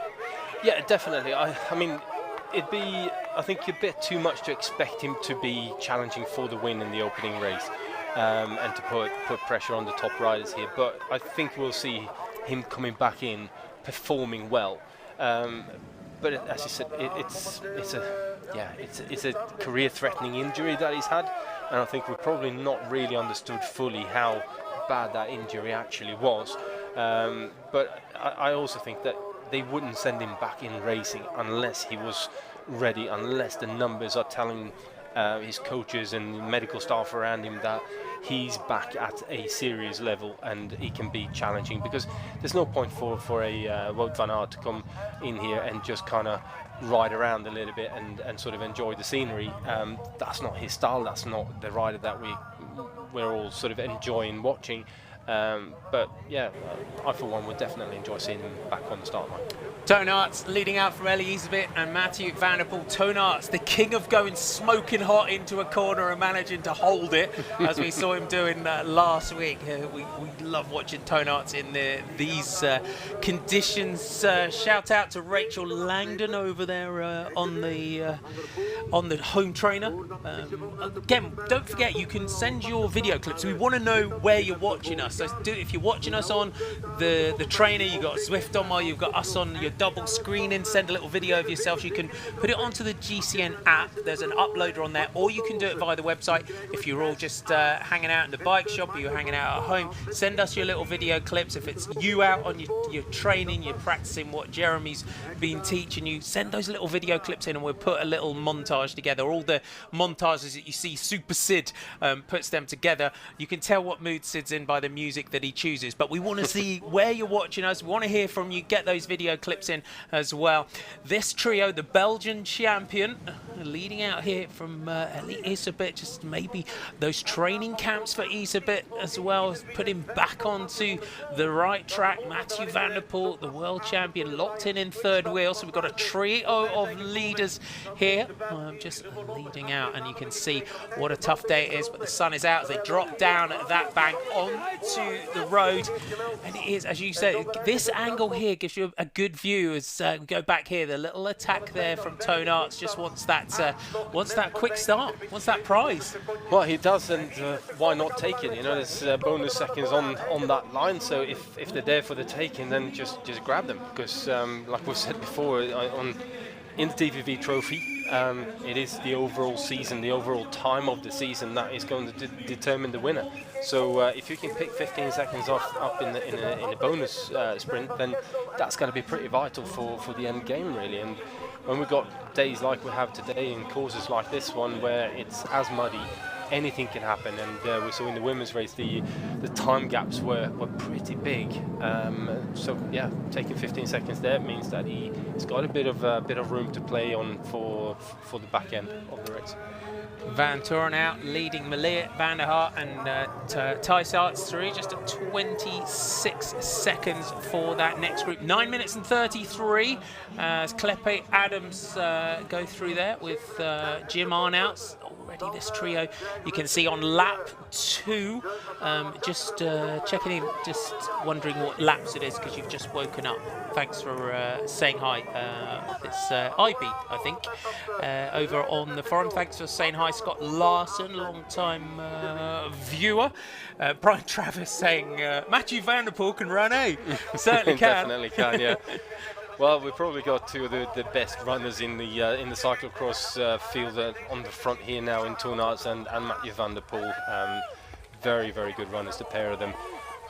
Especially Toornaerts always seems to do well in these kind of conditions and these kind of courses where there is a lot of on and off the bike. You've got to actually run a fair amount. For some reason, he always goes well. Got a feel for Elias a bit because I can relate to this. No Hobbit jokes on the forum as well. I had enough of them during the Tour de France. But having trained and hung out with the likes of yourself, who's probably a good foot taller than me at some points, got a feel for Elias a bit here of being not a huge amount taller than Elias, but against the long legs and running of Toornaerts, because that does come into it, doesn't it? Well, it can do. Obviously, he's a bit going to have to run with a higher cadence effectively than these two, but in muddy conditions that's not necessarily a bad thing. But as my old coach used to say, running is easy, just take longer steps more often. Definitely. Jan-Yves Zan watching from Disneyland Paris. That's commitment. There you are. Yeah, let's make sure you're out there enjoying Main Street on this descent. This tree. Can the chasers make any dent in this? It looks already here on lap 2 the DVV Trofee in Ronse, the GP Mario De Clerq, the Soudal Hotondcross, to give it its many names. It looks like it could be a fight between these three, and that's quite. Again, you can see the difference, the different line. Toornaerts going left, Van der Poel going right, East-a-bit down through the centre. But interestingly, Van der Poel is going for the green line on the inside, which many riders in the women's tried and didn't have particularly much success with. And Van der Poel losing time, having to dab his foot on the inside of that corner. So even though it should in theory be quicker, in today's conditions for some reason it doesn't seem like it is. You're better off just following the line where everyone else has been riding, and that seems to be the fastest way around this circuit. These are the days as well where you sometimes as a cross rider you think, I don't want to do all the running, but these are the days where your running intervals and things really help, don't they? And you're really involved now with Zoe's training and the way things are. What sort of intervals can anyone watching do to try and improve their running in these conditions? Well, a lot of it is just short, sharp efforts and just doing little run-ups on a small hill that you got wherever you live. Anything at all like that. It's not a. We're not talking 10 kilometers of running and going out and actually getting, the physical running practice or fitness. It's just, can you sprint up a hill and then jump on the bike and go again, sort of thing. So just short, sharp efforts and making that into your part of your routine, and maybe once a week or so. I've got a nice little loop that I do. It's got a little short, sharp climb covered in tree roots, and I ride one, run one, ride one, run one. It's about 500 meters of steep little climb. So those are the sort of efforts. Toornaerts kicking on here has opened up a bit of a gap onto this run. Van der Poel has to dismount. Elias a bit little wheel slip on there, but Toornaerts you can see kicking on at the front, just opening up a bit of an advantage over the last couple of weeks for me. Tone just starts to again look like he's timed the busy big sort of part of the cyclocross season. He looks like he's sort of timed to perfection. He was just looking a little bit laboured, and you could see the effort on his face on the earlier races this season. Yeah, he was, but then I think that's been a part of his plan and part of the program. Not again, Mathieu, but it's been part of the plan with together with the general managers and needs for the team. It's just, okay, what point do we need him to go well? What point is that going to maximise his outcome of winning bike races and the outcome for the team, where he's effectively given the biggest return on the investment that they're doing into Torn Arts, and it's this period coming up here now, Christmas, New Year, and the first few weekends of January until the World Championship. So seems like he's definitely going well at the moment. Mathieu looks a little bit laboured today, though. He's not quite as doesn't look quite as energetic on the bike as I've seen him in recent races. Do you think as well that the conditions that we've had so far this season, where Tone's been in the mud, Ellie's been in the mud, Mathieu's been coming back into his season and the races that he's had, do you think this is where that earlier start to the season and in these sort of conditions will help these two? Yeah, I definitely think so. Racing cross a lot, and it obviously brings on a certain condition, physical condition, and every rider is different. Everyone enjoys different and are good at different things, and although we've seen Mathieu obviously win in these kind of conditions in the past, it might not be, unless you are on your absolute top day, it might not be his day really. And as he said and we've said, for every time you win, you get closer to your first defeat, and is that going to come here today? And Torn Arts is definitely looking very, very good out there on the bike today. Looking absolutely phenomenal out there today. What in terms of going back? Let's go back to this next group: Corny van Kessel, Michael van Torenhout, Marcel Meissen, and Tim Merlier. The next group on what is, you can see here, a pretty brutal runner, an hour of racing here, the Belgian champion though, and the wind looks like it's playing a part today, because it's really whipping across this course, because it's up 28 to 31 kilometre an hour west-southwesterly winds today, the way it's kicking across. It will definitely play a part in the race, there's no doubt about that. Both crosswinds, headwinds, and we're listening to the interview from I think it was Yara Catelynn, who was saying that she was getting over the top of some of these, especially that steep run down, and just caught his shoulder there. Yeah, and she was saying that basically she was being blown back, and her feet were sliding forward, and it was borderline impossible to stay upright.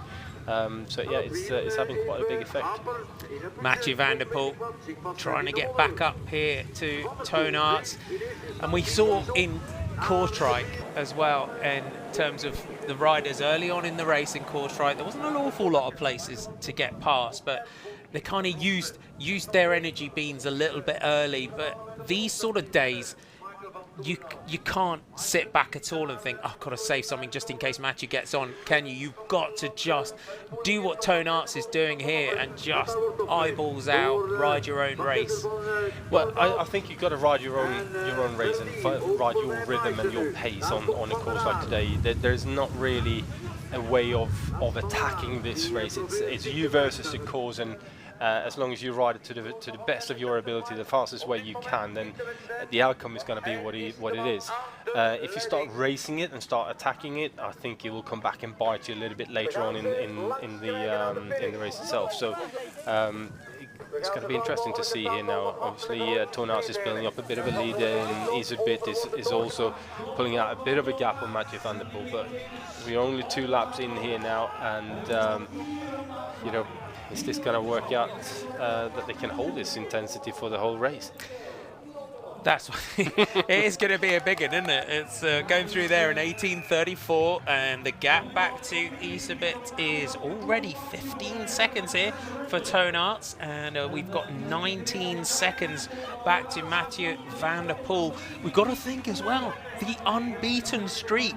There is an awful lot riding on this one for Torn Arts here, isn't there? Because to be the man that ends that golden run of of race victories, that's bragging rights in the local pub for the rest of your life, that one. Well, it is definitely. It's one of the things that will be remembered. There's no doubt about that. But yeah, it's.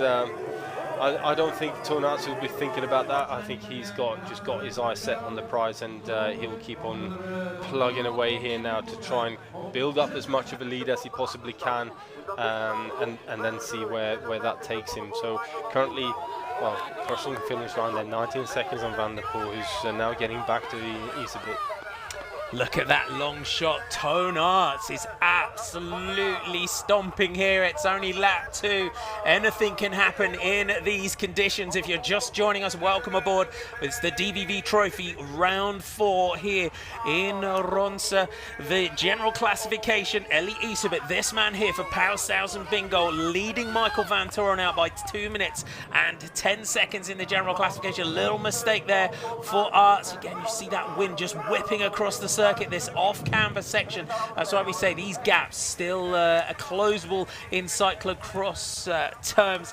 Arts is 4th at 3:20 in the general classification, then Van der Poel at 3:35. Tim Malier is 6th at 3:40 as Isabet and Van der Poel negotiate this section, managed to ride it a lot longer than Tone Arts managed to. 7th place for Tom Meusen at 3:45. Corny Van Kessel, Jim Arnouts and Laurent Sweet round out the top 10 at 6:23 down.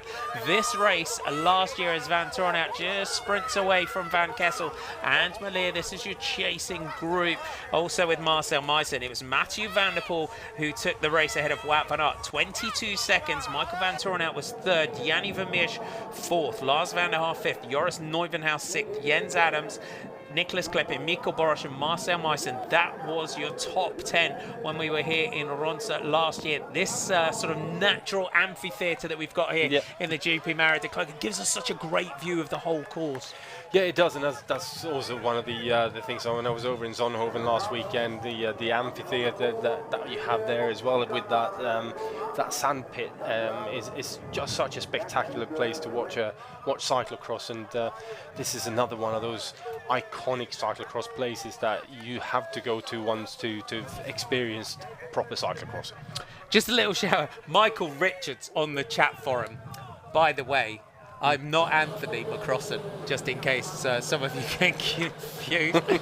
He is my big brother, but I'm not Ant, just to let you know. Say hi to Martha in the UK. Don't know who Martha is, but thanks for saying hi, all of you. It's great to check in. Quite a few of you just chatting a little bit as well. Interesting about when Wout van Aert comes back in, asking what bike he'll be riding. But there's a lot of, we saw it with Mathieu Van der Poel here with Canyon. Riders, it's important, isn't it, for bike sponsors to work with their riders? They want to develop the best possible bike that they can. Yeah, definitely. That's part of the game, and part of why bike brands sponsor teams and riders of the caliber that you're watching on your screens right now. They want to know, how can we make this bike better? How can we improve our product? And also, obviously, that's going to help these guys winning. So it's quite a bit of work actually on the side to work with the manufacturer to create those new bikes, and give them feedback that is sort of understandable. Just not going, well, that doesn't work, and then that's that. You gotta really describe how the feeling is on the bike, what you're expecting from the bike, and so on. Ooh, Corny Van Kessel goes down there. You can see this section. Look at that! Look at that calves. It's they're surfing the mud through this section. Went down really heavy. Mathieu Van der Poel digging in through here. It reminds me a little bit of a muddy Paris-Roubaix when you see that guy in front of you sliding out, and you just know, if I touch my brakes now, I'm going down with him, and just trying to avoid and stay upright. I think they need to bring back the Roubaix cyclocross. That was one of my favourite courses, the Roubaix cross in the velodrome. But I think they could kind of create an Arenberg kind of cobbled section around the course somewhere. But I would love to see that, or maybe an Arenberg cross. That would be good. Van der Poel from Corendon Circus, he keeps catching his bars on this section here. He's managed to negotiate it this time. Eli's a bit getting caught on that there. Yeah, it's the luck of the line here, isn't it? Well, it's also, you know, when you're riding it and you're getting one wrong and one right, most of the time you're better off just going for the safe option, losing that half a second by climbing off 2 steps earlier off the bike, and actually carrying the momentum when you're climbing off the bike, rather than coming to a complete stop and then almost climbing off the bike as it starts slipping back down the slope again. Especially in these conditions, momentum is everything, and carrying that momentum is so important. But right now, Toonaerts is looking very strong out here, and is building on his lead, I think, to Mathieu van der Poel. Mathieu van der Poel, unbeaten since the Yarmouth Cross on November the 10th, 2018. Is this man here going to end that winning run today, or can the world champion, who you can just see in the distance, can he find his way back? Because what Tone's got to be careful of as this race goes on, that pressure of seeing Mathieu on the other side of these little hot dog sections that we've got here, that pressure's rising, isn't it? Yeah, it definitely will do, and you're also getting closer and closer and closer to that elusive win over Mathieu van der Poel, and like I said, it's well over a year now that no one has actually beaten this man. So I think the pressure will come to Toonaerts, and you know, the worries of making mistakes, and the moment you start thinking is the moment you start making mistakes. Yeah, you could see, as I said a little earlier, he's the king of being smoking hot through the corners, as is Toonaerts. Are you watching something epic today? Get out there, spread the word, let everyone know that we have got a race on our hands. Mathieu van der Poel is here head-to-head against this man, Toonaerts, the Belgian champion for Tellinet Baloise Lions. And a few of you just over on from big shout out to Mark Legg, if you enjoyed Mark Legg's little chat there with Mark and Katie Compton on her bike. It's great. You can go back and watch that again. I love Jeremy's cassette spinning montage on those as well. He loves the sound of a cassette.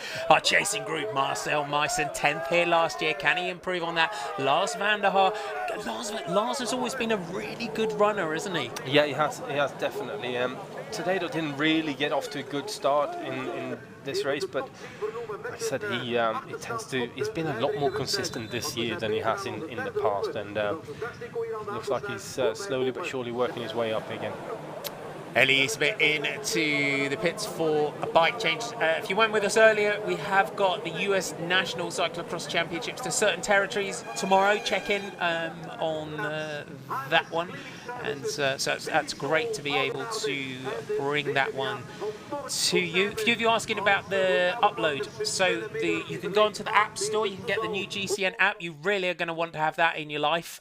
Get that, or you can upload via the website. Ellie Eastbit just going down there. You could almost see that about 10 seconds before it happened. Yeah, definitely, and that's why he came in for a clean bike as well, in the effectively the wrong side of the pits, really.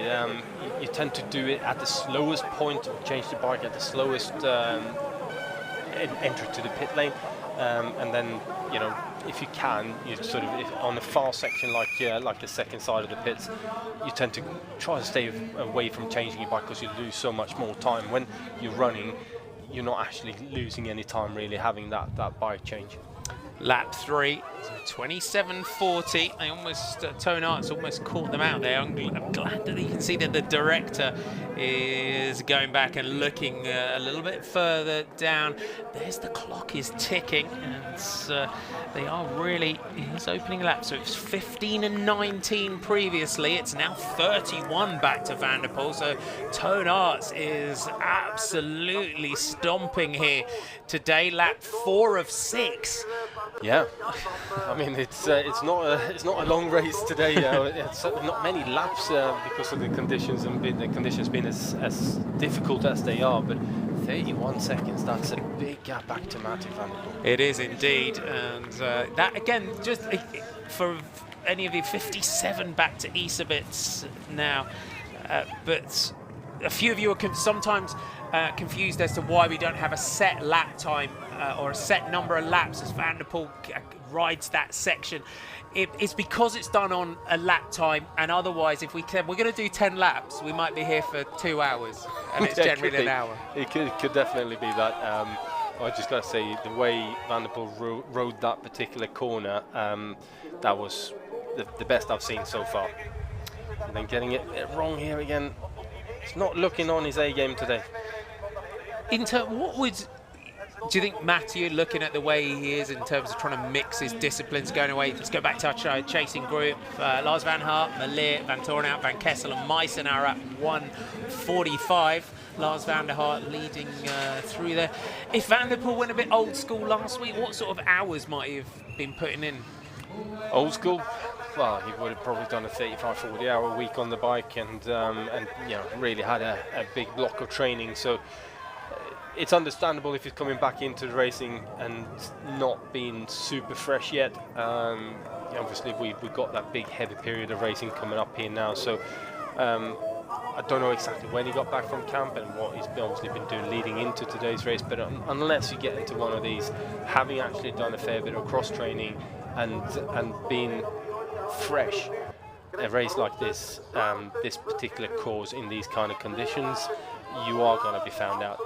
There's very little question about that, and yeah, he might just have done that a little bit more than normal. Look at the wind just blowing the barriers there. One of our spectators doing a great job just holding them down. Bit of a shout out to Craig at Hardy Bikes. Thanks for joining in on our broadcast today. All of you checking in, lots of you in the US checking in. Thanks for saying hi. Tyre width, I've just lost it, it's clear. So many of you chatting, I go to get the question. Tyre widths are not, you can't just ride any width tyre you want. No, you can't. It's a maximum of 33mm wide. Another mistake from Van der Poel. I think he's not having a good day. You can see he's just taking his time to get the bike there. It's not that drive, that chase to get back and keep on fighting. I think he's feeling now already that there is a better man out on this circuit today, and I'm being found wanted. This man here, Toon Aerts, he is having a great day, and you could see the way. You could see on the opening lap the way he took off, that fire that Toon Aerts had right at the beginning of this race. Yeah, definitely. I mean, he had a good start. There was no question about that. And then as soon as he got onto the mud, you could see that he was on his A game, and he had that feel for the off cambers. He's got the traction all the time. He's really finding his way around it. But Van der Poel straight away, even the first two turns on the mud, it just didn't quite look right, and is I think even physically not quite 100%.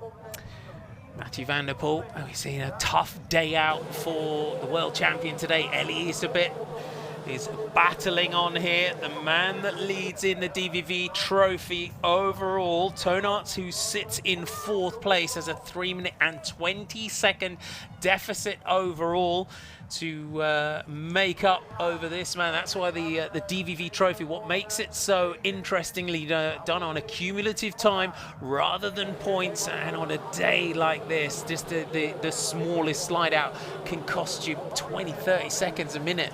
Yeah, it definitely can do, and we saw that happening with in the women's race as well, where the riders that keep it clean and keep hitting the lines, even hitting the right sort of footing all the time, are the ones that go the best in today's race. And looking at that overall standing, and Toon Aerts has already taken a minute out of Elisabeth, so you're down to 2 minutes and 20 seconds, and we've still got another lap and a half to go of this. We have indeed. Lars Van der Aert just drops that bike. Malert ploughing on here. Lars Van der Aert remounts. Lars, for me this year, he's looking like he's discovered his confidence again. He's looking a lot more like his old self. Yeah, he does. He looks right in terms of handling his bike, and in terms of his physical demeanor, and the way he's attacking each course. He's looking like he feels good. He feels confident. It's nice to see that he's finding his way back to his very best levels again. I think we've got to give some credit, I think, to his team and to Sven Nys for just plugging away and working away with him, believing in him, and you know, he's clearly starting to pay off. It's that belief, isn't it? That's what you need. That's if you can have that belief from your backup. I think is this Yiba Sefer that's just getting caught here. I'll double check when he goes through. This camera goes back here. This man as well, such a talented rider on the road, is Tim Merlier.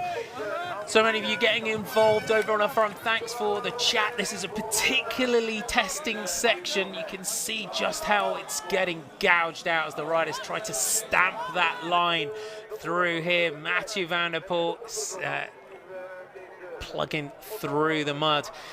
The running section for the world champion, that unbeaten run that has stood since November 2018. It lurks, barring disasters for this man here today. I'm not going to say anything.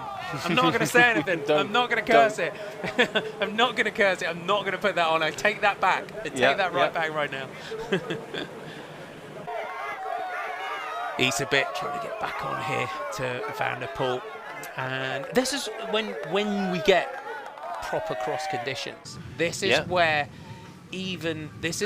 everything comes into play, isn't it? That the little errors, the runs, the constant dismounting, remounting, it takes its toll on the legs, doesn't it? As opposed to a lot of what we had last year, which was fast grass criteria, where pretty much everything was rideable. Yeah, I mean, we only had the odd little run up on certain very, very difficult climbs that you had to get off the bike, and I think on a course like today with these kind of conditions, you're running a lot more than what you normally would do, and it'd be interesting to actually work out how much running the in terms of percentage per lap that these guys are doing. But it also changes. Some riders are happier to run, others are not so much.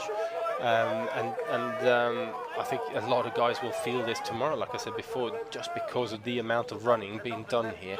It will leave a significant dent going into tomorrow.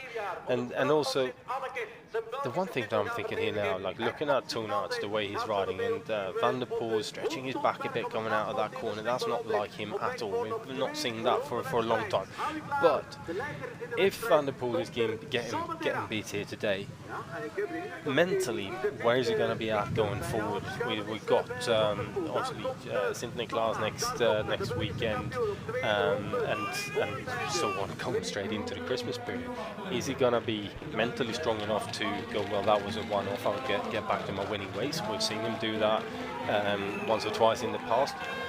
Or is this going to start playing a little bit on his mind? Have I done the right thing? Have I done too much road training? Have I done too much mountain bike riding? And it could be an interesting time going ahead. Toonaerts goes through the line. Her winner in Zonhoven last week. What a race that was. He put in on the sand dunes. A very different race that you've got today. But Mathieu van der Poel not in Zonhoven last week. This is the victory that this man will want. If you haven't been checking out our podcast, Jeremy did a great interview with Toonaerts. Showed you there, just carves that line.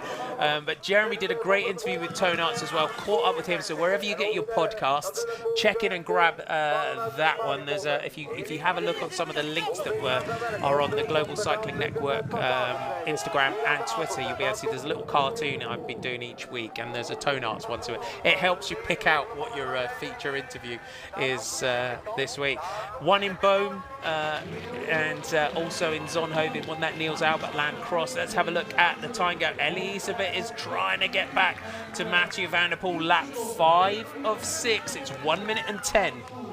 Van der Poel almost looks like he's given up on this one today. It doesn't at all look like he's putting the same amount of effort and energy into it. He's not got that mindset really from looking at him like this. It might just be that he's had a bit of an off couple of days. He's woken up not feeling 100%, and that's all it takes to knock you off that top step.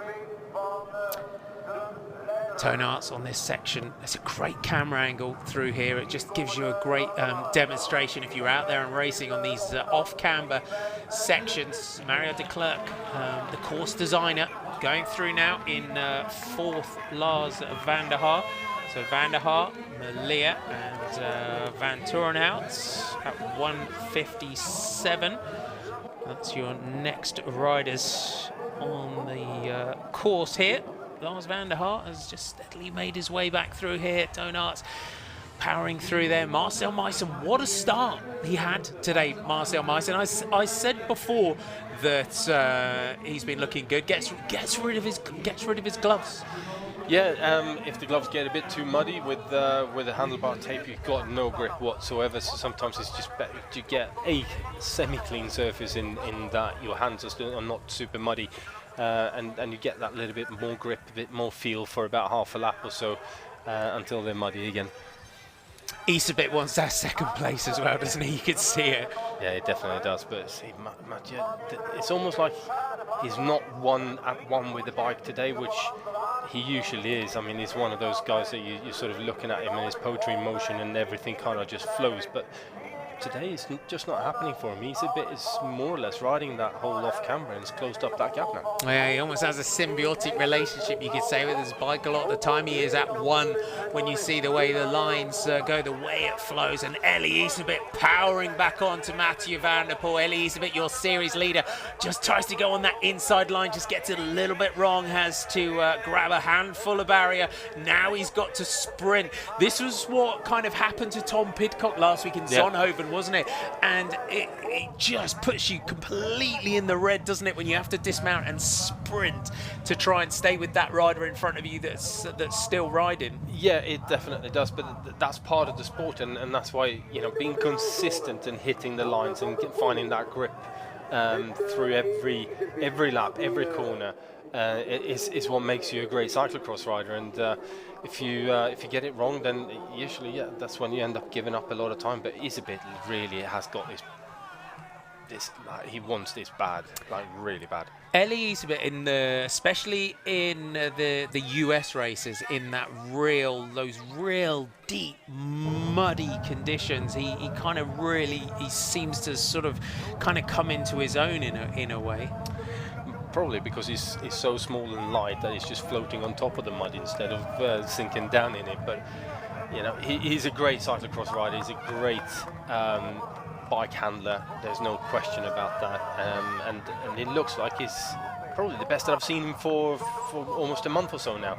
And it's probably starting to find his way back a bit again. But you can see that Iserbyt is fighting for the second place. He's fighting for the overall of the DVV Trofee, and he wants to concede as little time as possible to Tonaerts, and that's what keeps on driving him. Whereas Mathieu, I don't think he's really focusing on the overall of the DVV, and with that, okay, I'm not going to win today. There's a better man on the circuit, so he hasn't got the same sort of fight in him. Tim Malia just goes down there, that off-camera section. Lars Van der Haar just clips his head as he goes past. So a few shout-outs on Twitter. I do try and keep track of everything. Mark and Mel watching in Ohio. Thanks for saying hi. Tony Frobisher as well. Thanks for saying hi. Brian Travis over on Twitter as well. So thanks all of you for saying hi today. Great chat that you're all having on the forum. I love that. Elie Iserbyt, this as Van der Poel, again, just labouring to try and stay with Elie Iserbyt. Iserbyt had to find a way to come back to the form that he had, because the form that he was on at the beginning of the season, where the likes of Tonaerts weren't quite there, Mathieu wasn't there as well.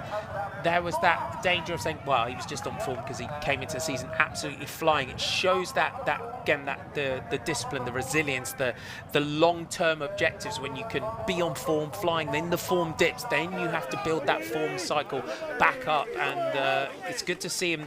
Good to see the fire back today. It is definitely. To me, it just shows that he's a class act bike rider, and we've known that for some time, really, from his under 23 years and being under 23 world champion and so on. You know, you don't get that by luck, and he is definitely a classy rider. I guess everyone were questioning what's it going to be like when Van der Poel comes back in and he starts going well. And I think we saw that for a bit, and I think it also got somewhat magnified due to the fact that Van der Poel was going really well coming into the season, and Iserbyt was probably coming off the sort of early season super form that he had a bit, and has now struggled for a month or so. Well, when I say struggled, everything is relative. He's still been there or thereabouts, but not really from what we've kind of expected of him after the opening part of the season. Yet now he's finding his way back. Van der Poel's having him a lesser day, and yeah, I think Iserbyt is going to take quite a bit of confidence from this race. You don't want to be on the start of the next race, though, do you? When he wants to come back again, it'll be absolute. I think they'll be on the start line. They'll be looking at him and going, "Now, Mathieu, no growling, no growling." Yeah, it'll be. But they've got to sort of put it into context as well. The ride of this man today, Toon Aerts, has been this ride. He will welcome that sound of the bell, but you can see the conditions that the riders are having to deal with here in Ronse. The sun just drying out almost on certain sections, the mud. Eddie Iserbyt, phenomenal performance from the series. A leader just finds a little rock to put his foot on there as Mathieu van der Poel, the world champion, chasing on and again just losing his footing very slightly on that section. There's a lot. You're as a were a classics rider in your career, you won Paris-Roubaix.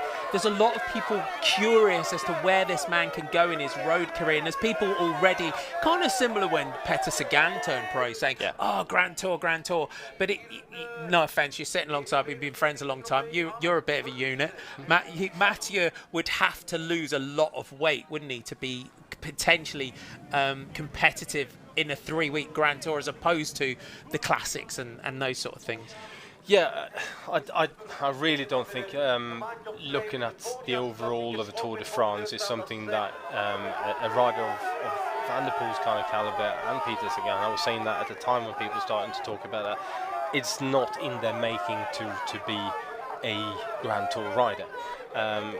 But no one really knows where Van der Poel can take his road racing, but I also think it's too early to start even speculating into that, because he's still focusing largely on the cyclocross and mountain bike, and I think after the Olympic Games then we'll see what's going to happen, where he goes with his road racing and what he's going to combine that with, whether he stays with cross and continues doing cross, or whether he goes all in for the road. And after a full road season or two, then I think we can start going, okay, well, that might be a possibility, or no, he's just going to be one phenomenal classics rider, which I still would enjoy watching.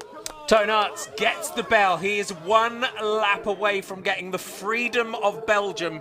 I think they're going to give him the key to the freedom of Belgium at the end of this one. Everyone has been waiting for this moment. A man-on-man battle between Mathieu van der Poel and someone like Toon Aerts to step up to the plate. And what a day he has had. These sections, he has carved out these deep, muddy sections. The Belgian champion from Catelynn-Baloise Lions has been steadily coming onto form throughout the season. He had that win in Boom. This man as well drops down that bank onto the road. He is going to get the sound of the bell in his ears. He is chasing the seconds to Toon Aerts as well. He knows that giving the Belgian champion opportunity to pull back 45 seconds, a minute, it's going to eat into his advantage in the general classification. Aerts and Van der Poel, 3:20 to Toon Aerts in the GC, 3:35 back to Van der Poel. So he can have almost, you would say, he's giving away 1:16 here at the moment. I think coming in here, saving in just over a minute to Toon Aerts, that he would put down as a successful day. Yeah, I don't think he would have at the start of the day, but with the race having turned out the way it did, and as difficult that it has turned out, yeah, I think he'll take that. And you know, if he can hold on to that minute 16 now and or potentially claw a little bit back, then yeah, he's still in the lead. He's still got a decent lead, and I think you just have to hope that it's not going to be another Toon Aerts speciality type of cause and conditions again at some point before the end of the DVV Trophy. Our chasing group of Michael Van Toren out, Lars Van Aar and Tim Melier drop off the bank onto the road. The final lap here for Toon Aerts. And I think we can't overanalyze this, can we? Because Mathieu has said himself that the winning run every winning run has to come to an end as the chasing group go through here, and he's been waiting for someone like Toon Aerts to just step up here and knock it out of the ballpark. And I think it's only fitting that it is Toon Aerts as well, you know, former World Cup winner last year actually. And you know, he's been so good for a long period of time, and it's almost like you feel a bit sorry for Toon Aerts at certain points when, you know, if he hadn't been in the same sort of era as Wout van Aert and Mathieu van der Poel, Toon Aerts would have won a heck of a lot more bike races than what he has done. But in saying that, you know, you can't take anything away. He is probably one of the 3-4 best bike riders out there currently doing cyclocross. Iserbyt, great day from this man. I've loved watching how he's just doggedly set about his battle in this one. You can see that he's just been fighting the course from start to finish. Saw Mathieu van der Poel in front of him, just gradually clawed his way back. Yeah, he definitely hasn't let up the fight, has he, Iserbyt, and I think it's paying off for him as well. Gets the Belgian champion's bike for the final lap here. It is a beautiful thing when you can get everything, the bike, everything, the glasses. Toon Aerts really has gone to town, and deservedly so. Well, it's you know, it's a national champion's jersey that you're wearing, and it's a very proud moment for any bike rider when you get to put that jersey on and wear that for a year. It's such a nice thing. Power 1000 Bingals, Iserbyt still in second place, Mathieu van der Poel still in third spot on the podium, and here he is, the Corendon circus rider who's been away on the training camp. We're going into a very busy time here on GCN Racing. Make sure you subscribe to the channel. You can schedule your broadcast. All the streams, our team have already put them in there. You can schedule your broadcast. You can hit that bell icon so that you'll get notified whenever we go live. So again, give this a thumbs up if you're watching it, if you're enjoying what is a monumental day here. It's a great day here in Ronse, the course, the GP Mario De Clerq, and what a great job he does in designing this course today. And it's the Belgian champion. The country will go wild when he crosses the line, but he's got to get safely around this final lap.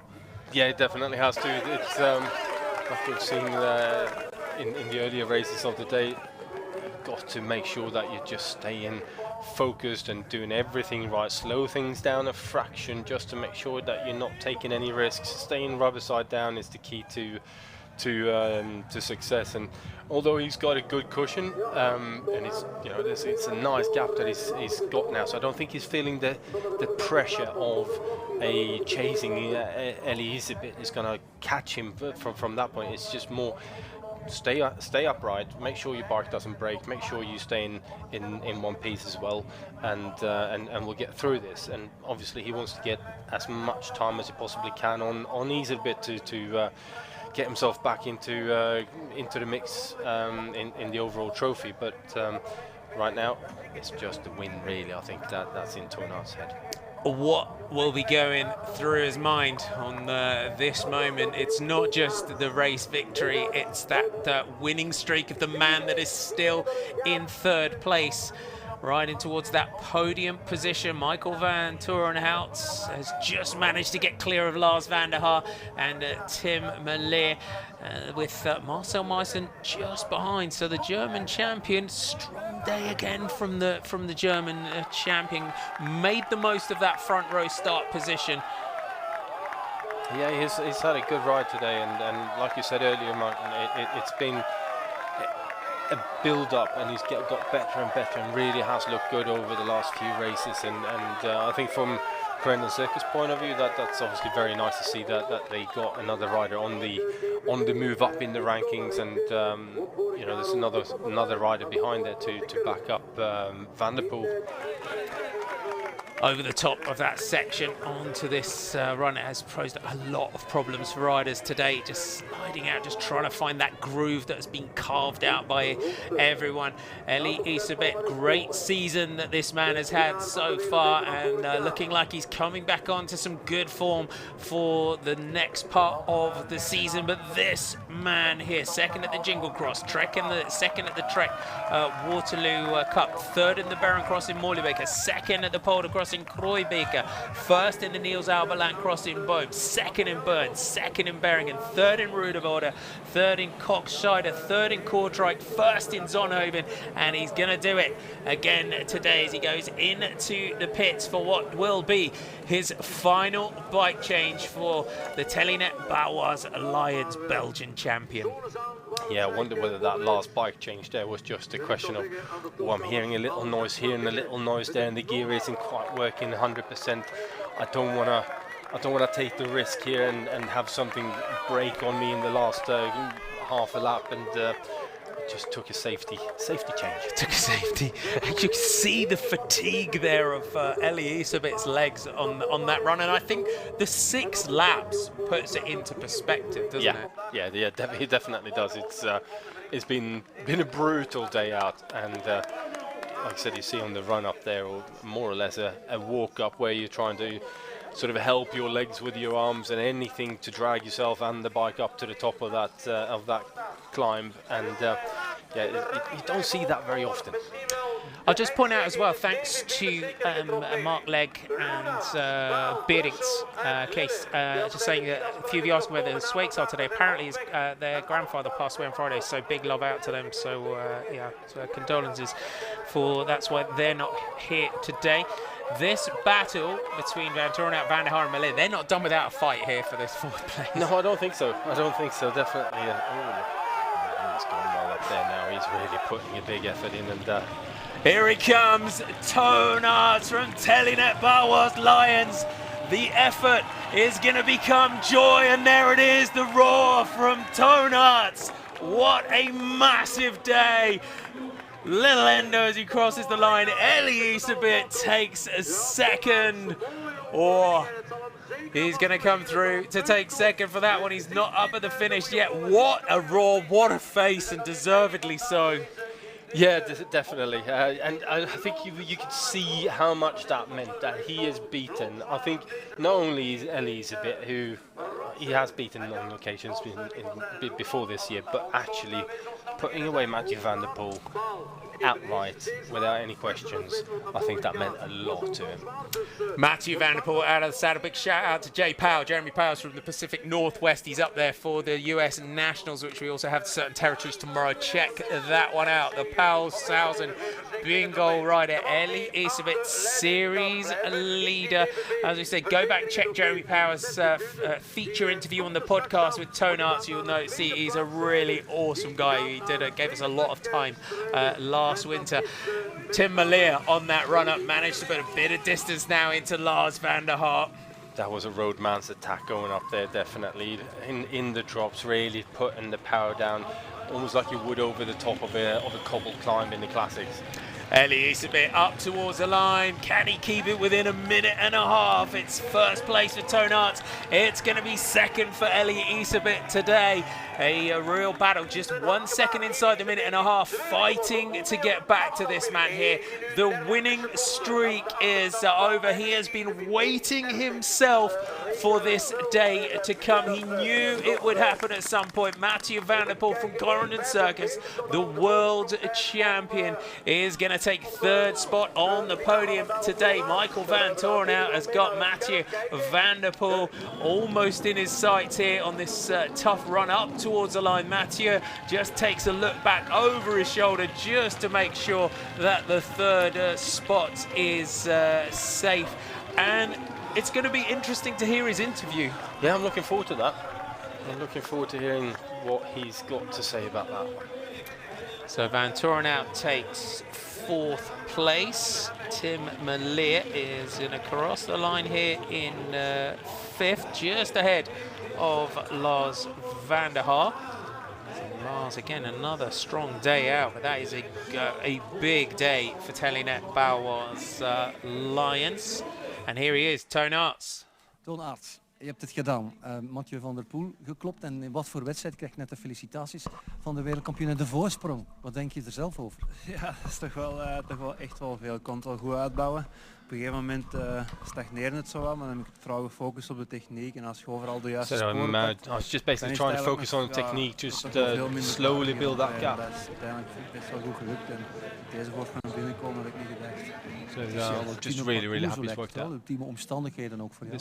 Ja, inderdaad. Kind of course and circus and the conditions really suits you very well. Misschien wel het punt van mijn eerste deel van het seizoen, maar ik kan dat hier wel rechtzetten met vorige week in Zonhoven te winnen en vandaag opnieuw. Been going really well in the early part of the season, but really we've been building towards this, and last weekend is on over and today. Ja, ik sta plots in elk klassement op 1 of 2, denk ik, want ik denk dat ik op dit klassement niet op 2 komt te staan. About the general classification of this is echt wel allemaal niet.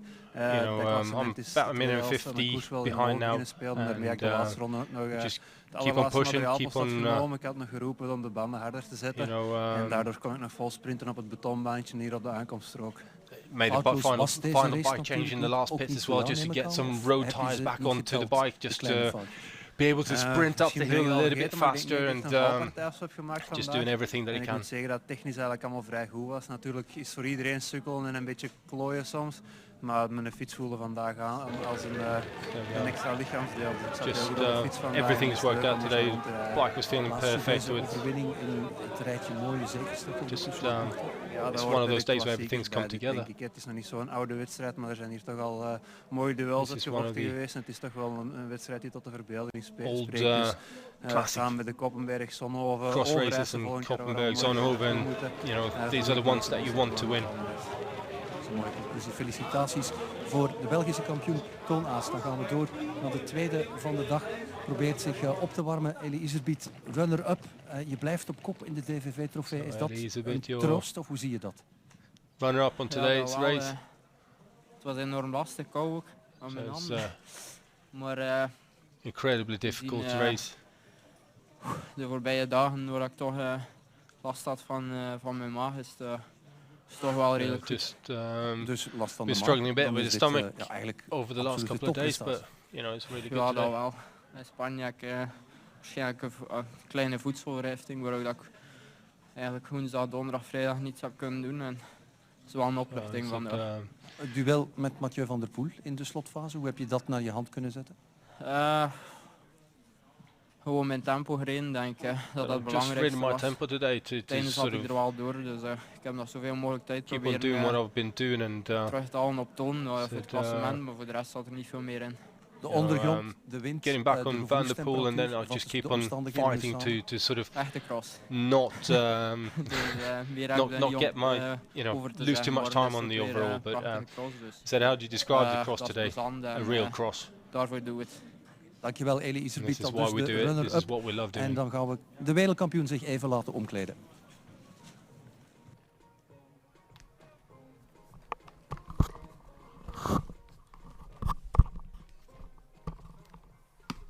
So we'll just wait and see if we get an interview as well with Mathieu van der Poel. I'll just check as well.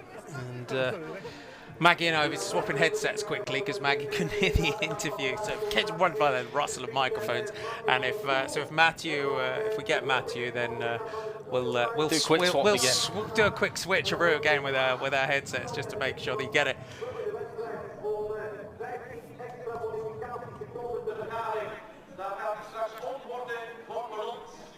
Here's confirmation of your top 10. Toon Aerts takes a minute and a half from Elie Iserbyt, Mathieu van der Poel, 2:14, Michael van Torenhout, Tim Melier, Lars Van Hal, Marcel Meissen, Corne Van Kessel, Thijs Aerts, and Jim Arnouts is your top 10 on a big day here in cyclocross world. The winning run comes to an end, and I'm sure there's almost that pressure as well for Mathieu van der Poel, the end of that winning streak.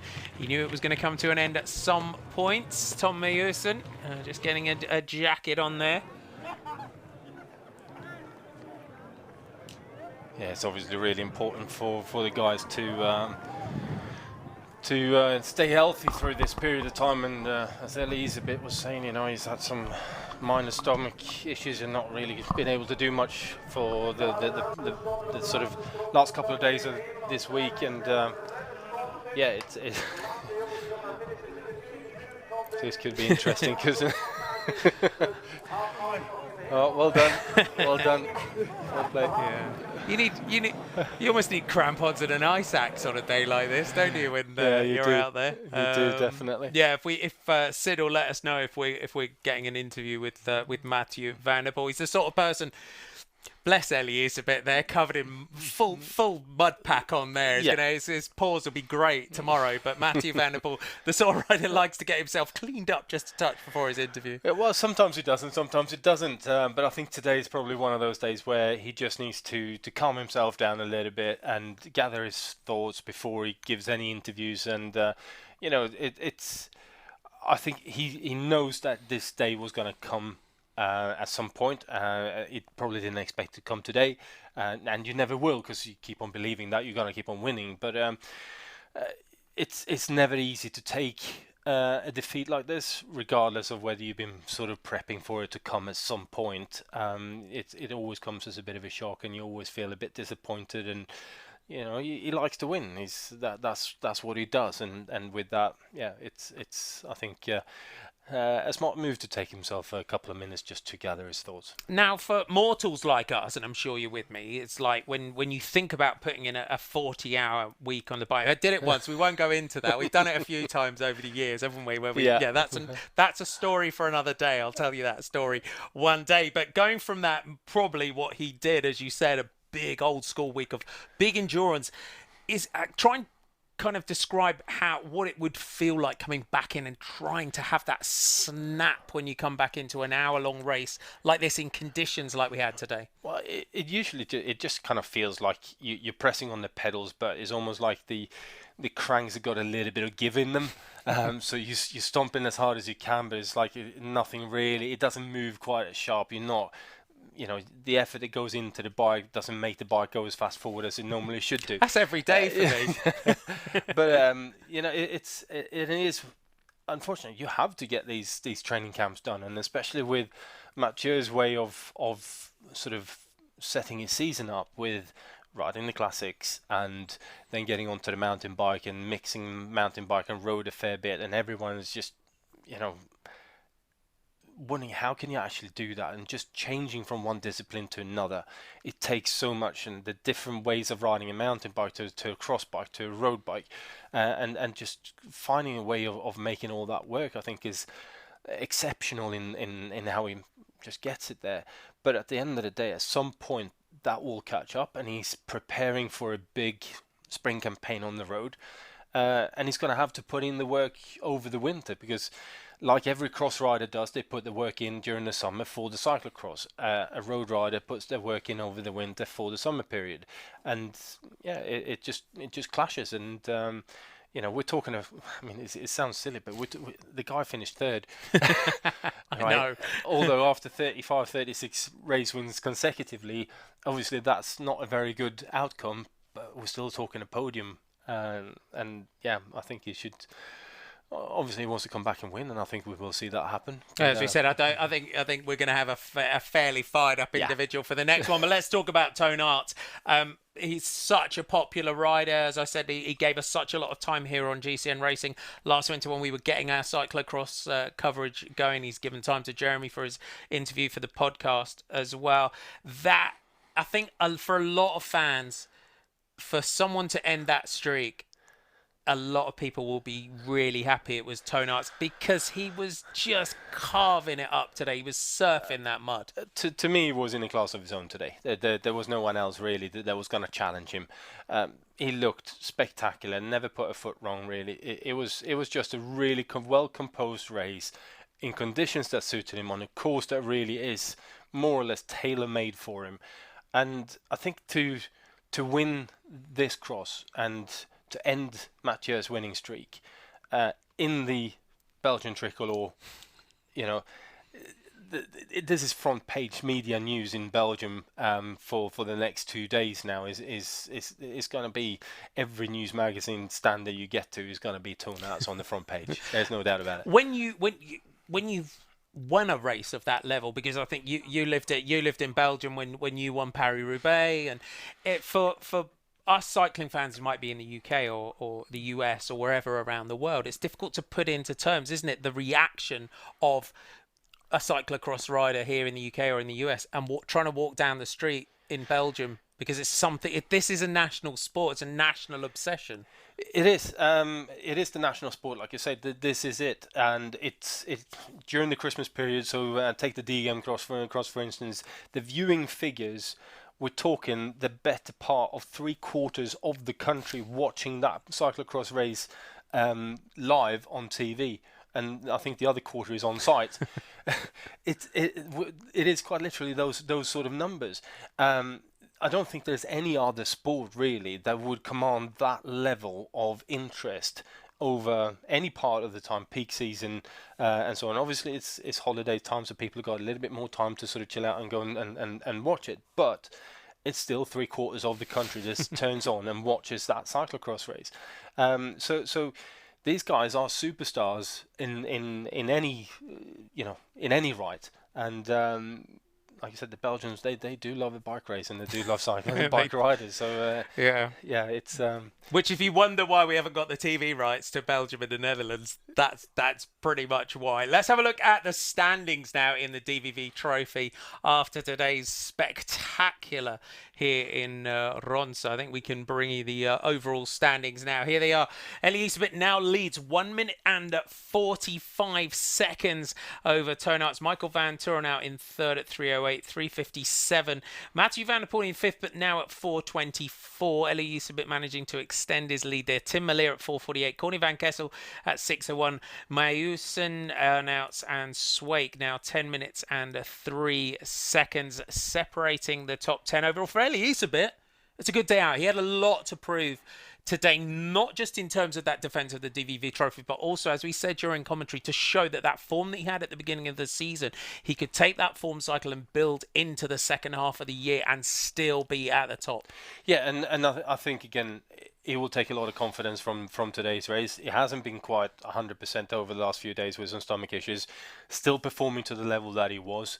I think that mentally will go down as a very good day on the bike, and going forward build a lot of confidence as well. So it's with interest that I'm going into the Christmas period of cyclocross racing, and I think we're in for more close battles than what we have seen. And fingers crossed, Wout van Aert coming back on the bike as well. Is he going to be able to mix it up there? I hope he will be. If it doesn't, I know it's a bit too much to ask, but it would be really, really good to see him go straight in and have a mix up with the guys. I think Wout van Aert is Wout van Aert, and I think it might take him a little bit. You never know, but as we said, he's a pro, and we were kind of waiting as well when we see Mathieu van der Poel come in and Marianne Vos and all these riders return into cross, and Wout is in a different position because he had what was a very, very difficult accident to come back from. And so 27th is Lowenhout, is when we hope that Wout van Aert will be back. But we can hear from Mathieu van der Poel now. Let's take his interview.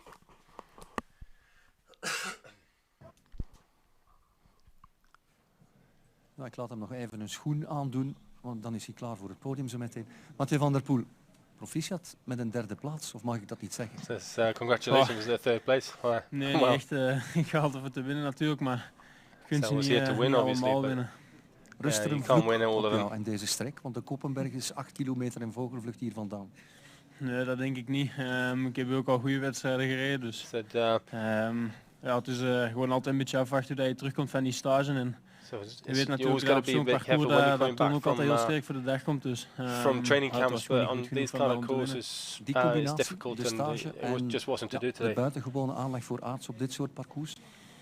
Ja, toch wel, maar normaal gezien als ik een goede doen ben, moet ik zeker kunnen concurreren met hem. If I was 100%, stage, ik zeg het is altijd een beetje afwachten hoe hij ervan terugkomt. Ik ben al goed teruggekomen, ik ben al iets minder teruggekomen. Het is niet dat het dramatisch slecht was, maar het was niet goed genoeg om te winnen. Dat zijn de mensen wel. En de verkenning was al niet ideaal, een aantal keer gevallen. En dan zie je eigenlijk in die beginronde ook krasselen, technisch, wat we echt niet gewoon zijn van Jan. Vertel eens iets over de technisch moeilijke omstandigheden vandaag. Ja, het was technisch gewoon heel moeilijk en als je dan net iets minder bent, dan gaat het ook allemaal net iets minder. Yeah, it was difficult, but je komt iets minder geconcentreerd aan een moeilijke stuk, het gaat allemaal niet zo vlot en dan begin je nog meer fouten te maken. You make a lot more mistakes and you get forced to make more mistakes. Ja, wel meer dan 1 keer ook natuurlijk. Maar ik had dan vrij snel door dat ik het tempo niet ging kunnen volgen. So I realized quite quickly that I wasn't able to follow the pace. Dan kom je op een 20-tal seconden op een bepaald moment en dan kom je nog even terug op 17 seconden en dan brak het 20 seconds there for a while and dus, lost a bit. Ik had sowieso niet teruggekomen, dus ik had al heel snel door dat ik de kloof niet meer in kunnen dichten. Ik vond mijn draai ook gewoon niet vandaag. Morgen misschien wel in Overijs. Ja, het zou kunnen. Laat ons hopen. Het kan de tweede dag wel beter zijn als een stage. De stage is wel heel lastig geweest, dus misschien zal het pas terug. Training camp has been really hard. Deze fantastische reeks, 35 overwinningen op rij, 9 op 9 dit seizoen, dat ooit moest eindigen. Ja, tuurlijk, zoals ik net zei, je kunt ze niet allemaal winnen en op een gegeven moment moet dat stoppen. Dus ik denk dat het gewoon heel mooi is geweest. Nu kunnen we hopelijk proberen terug een nieuwe reeks op te bouwen. Maar dat die ooit nog zo lang wordt, dat weet ik niet. Start building up on a new opluchting, want het is onmogelijk vol te houden. Zoals je zegt, het is onmogelijk vol te houden. Ooit gaat dat moeten breken en dat was vandaag in Ronse het geval. Nog een laatste woordje over de winnaar, Toon Aerts, toen je hem zag het gat maken op die strook in, ik denk, ronde 3.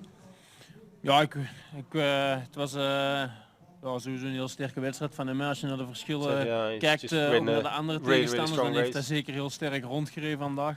Zoals ik zeg, het was allemaal net niet bij mij vandaag. En op zo'n rondje dan in deze omstandigheden dan als ik in een grote achterstand. Hartelijk dank, wereldkampioen Mathieu van der Poel met een strijdershart ridderlijk. There you go. Thanks to Maggie for translating for us. It's great to hear those interviews. Very, as you would expect from Mathieu, very philosophical, but also clearly that training camp just knocked the stuffing out of him. Yeah, it did. And most training camps tend to do that if you're going into them hard enough. And here we are onto the podium. Mathieu van der Poel in 3rd place today.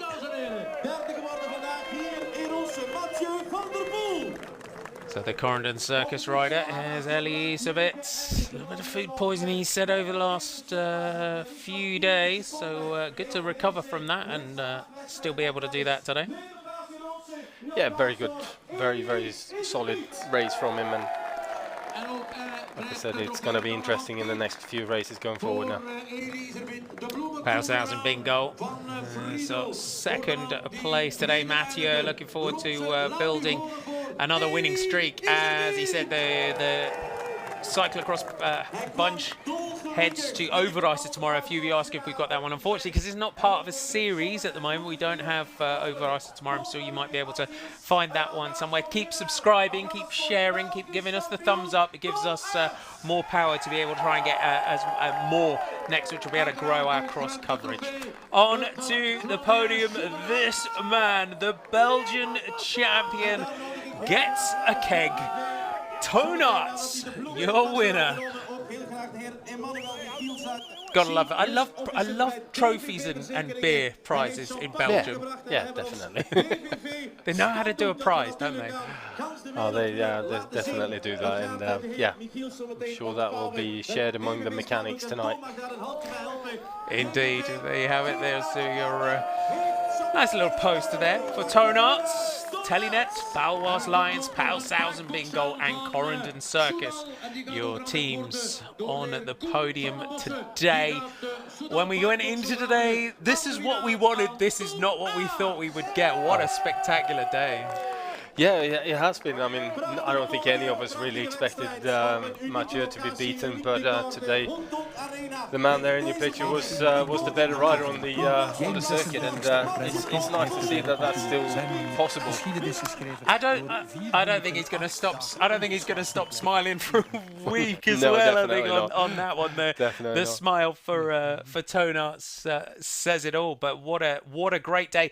Next up for us here on GCN Racing, we have the US Nationals tomorrow. We then have the Rectivit from St Nicholas next Saturday. You're heading back out on the road with Zoe. Zoe is going to be hopefully catching up with a few riders, doing a few interviews for us, but most importantly to start with the racing.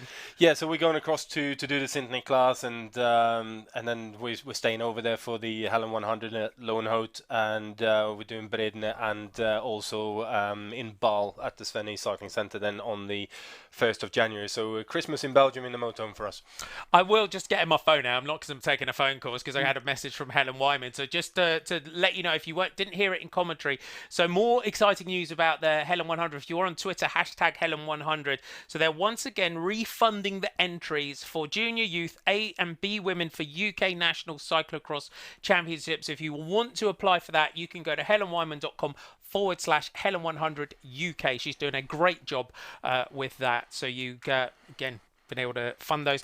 And moving on to Loenhout as well. When you get to there, we talk a lot about we're kind of waiting, aren't we? Wout van Aert hopefully coming back in to that one as well. But yeah, what a great day. And Mathieu van der Poel, very, very gracious in ending that winning streak.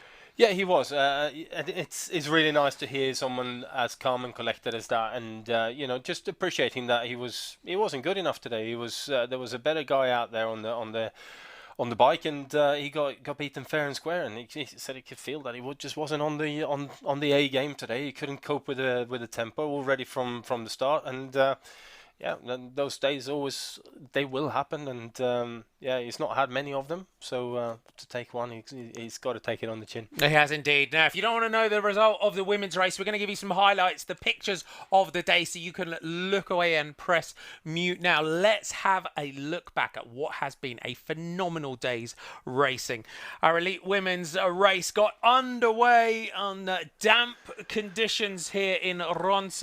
It was Annemarie Worst and Selene Del Carmen Alvarado that led out on the opening lap. Eva Lechner going down when she was just looking for some grip on the inside. But already on the opening lap, Selene Del Carmen Alvarado was already starting to increase her lead. Yara Catelynn behind. It was going to be a tough day. Had a bit of a shocker. Well, definitely. But I think Alvarado really had a strong ride in terms of just staying upright and just not making any mistakes, really, apart from the one that was made in the pits. But just keeping her act together all the way through, and that's where Annemarie was really on this particular slide down here.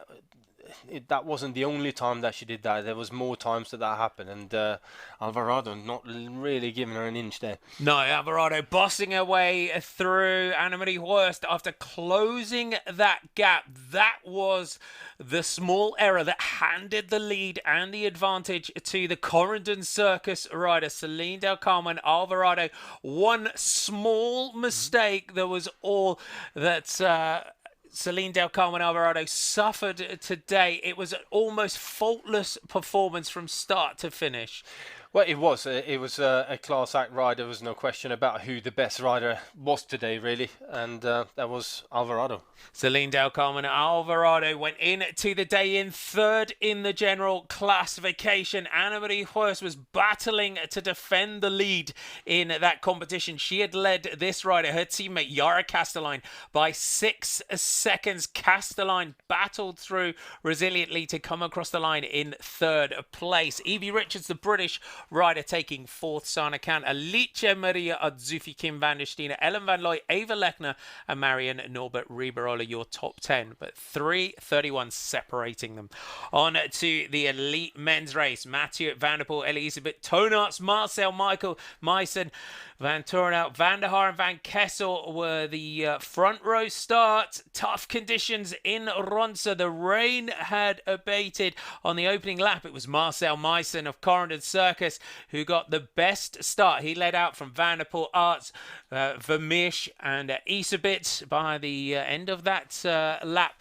Isabit Toon Aert and Van der Poel had come together in a trio of leaders being chased hard by Corny van Kessel and Marcel Meissen, but this was the pattern of the race to come, and it then was handed. Toon Aert made his move. Yeah, he definitely did, and it was quite visible straight away that Van der Poel was struggling to follow the pace of Toon Aert, and that was kind of to set the tone for the rest of the race, really. Mathieu Van der Poel coming in off a big training camp, and it was really not going his way to the winning streak of Mathieu Van der Poel. It was Toon Aert that was looking to end that in front of a home crowd on blustery, windy conditions, was pressing on and putting time into the chasers behind. Elie Iserbyt, the series leader, he was carried a 2-minute and 10-second advantage over Michael Van Torenhout into the day with Lars van der Haar in third. He managed to catch and pass Mathieu Van der Poel, but Toon Aert, all that lay between him and a victory was the tough Ronse course, and into the finish. The pain, the agony gave way to the ecstasy, and Toon Aert took a historic victory for Telenet Baloise Lions. Elie Iserbyt managing to defend his lead in the general classification despite Toon Aert managing to close the gap slightly. It was a third spot on the podium for Mathieu Van der Poel of Corendon Circus. The winning streak comes to an end, but he will now start the battle for another one. Here is your top 10. Toon Aert from Elie Iserbyt with Van der Poel, Michael Van Torenhout, Tim Merlier, Lars van der Haar, Marcel Meissen, Corny van Kessel, Thijs Aerts, and Jim Arnout, your top 10. What a day. When we said before the men's race it was going to be epic, it certainly was, wasn't it? Yeah, I think he lived up to his expectations, really. I don't think any of us really expected the outcome of that race, and for it to be as tough as it was, you could see everyone out there was giving everything they had just to get around the circuit, and yeah, just spectacular day to watch bike racing. It was brilliant. Big thanks to Maggie for all his input, all his translating those interviews as well. That is really worth its weight in gold. I hope you enjoyed that as much as we did.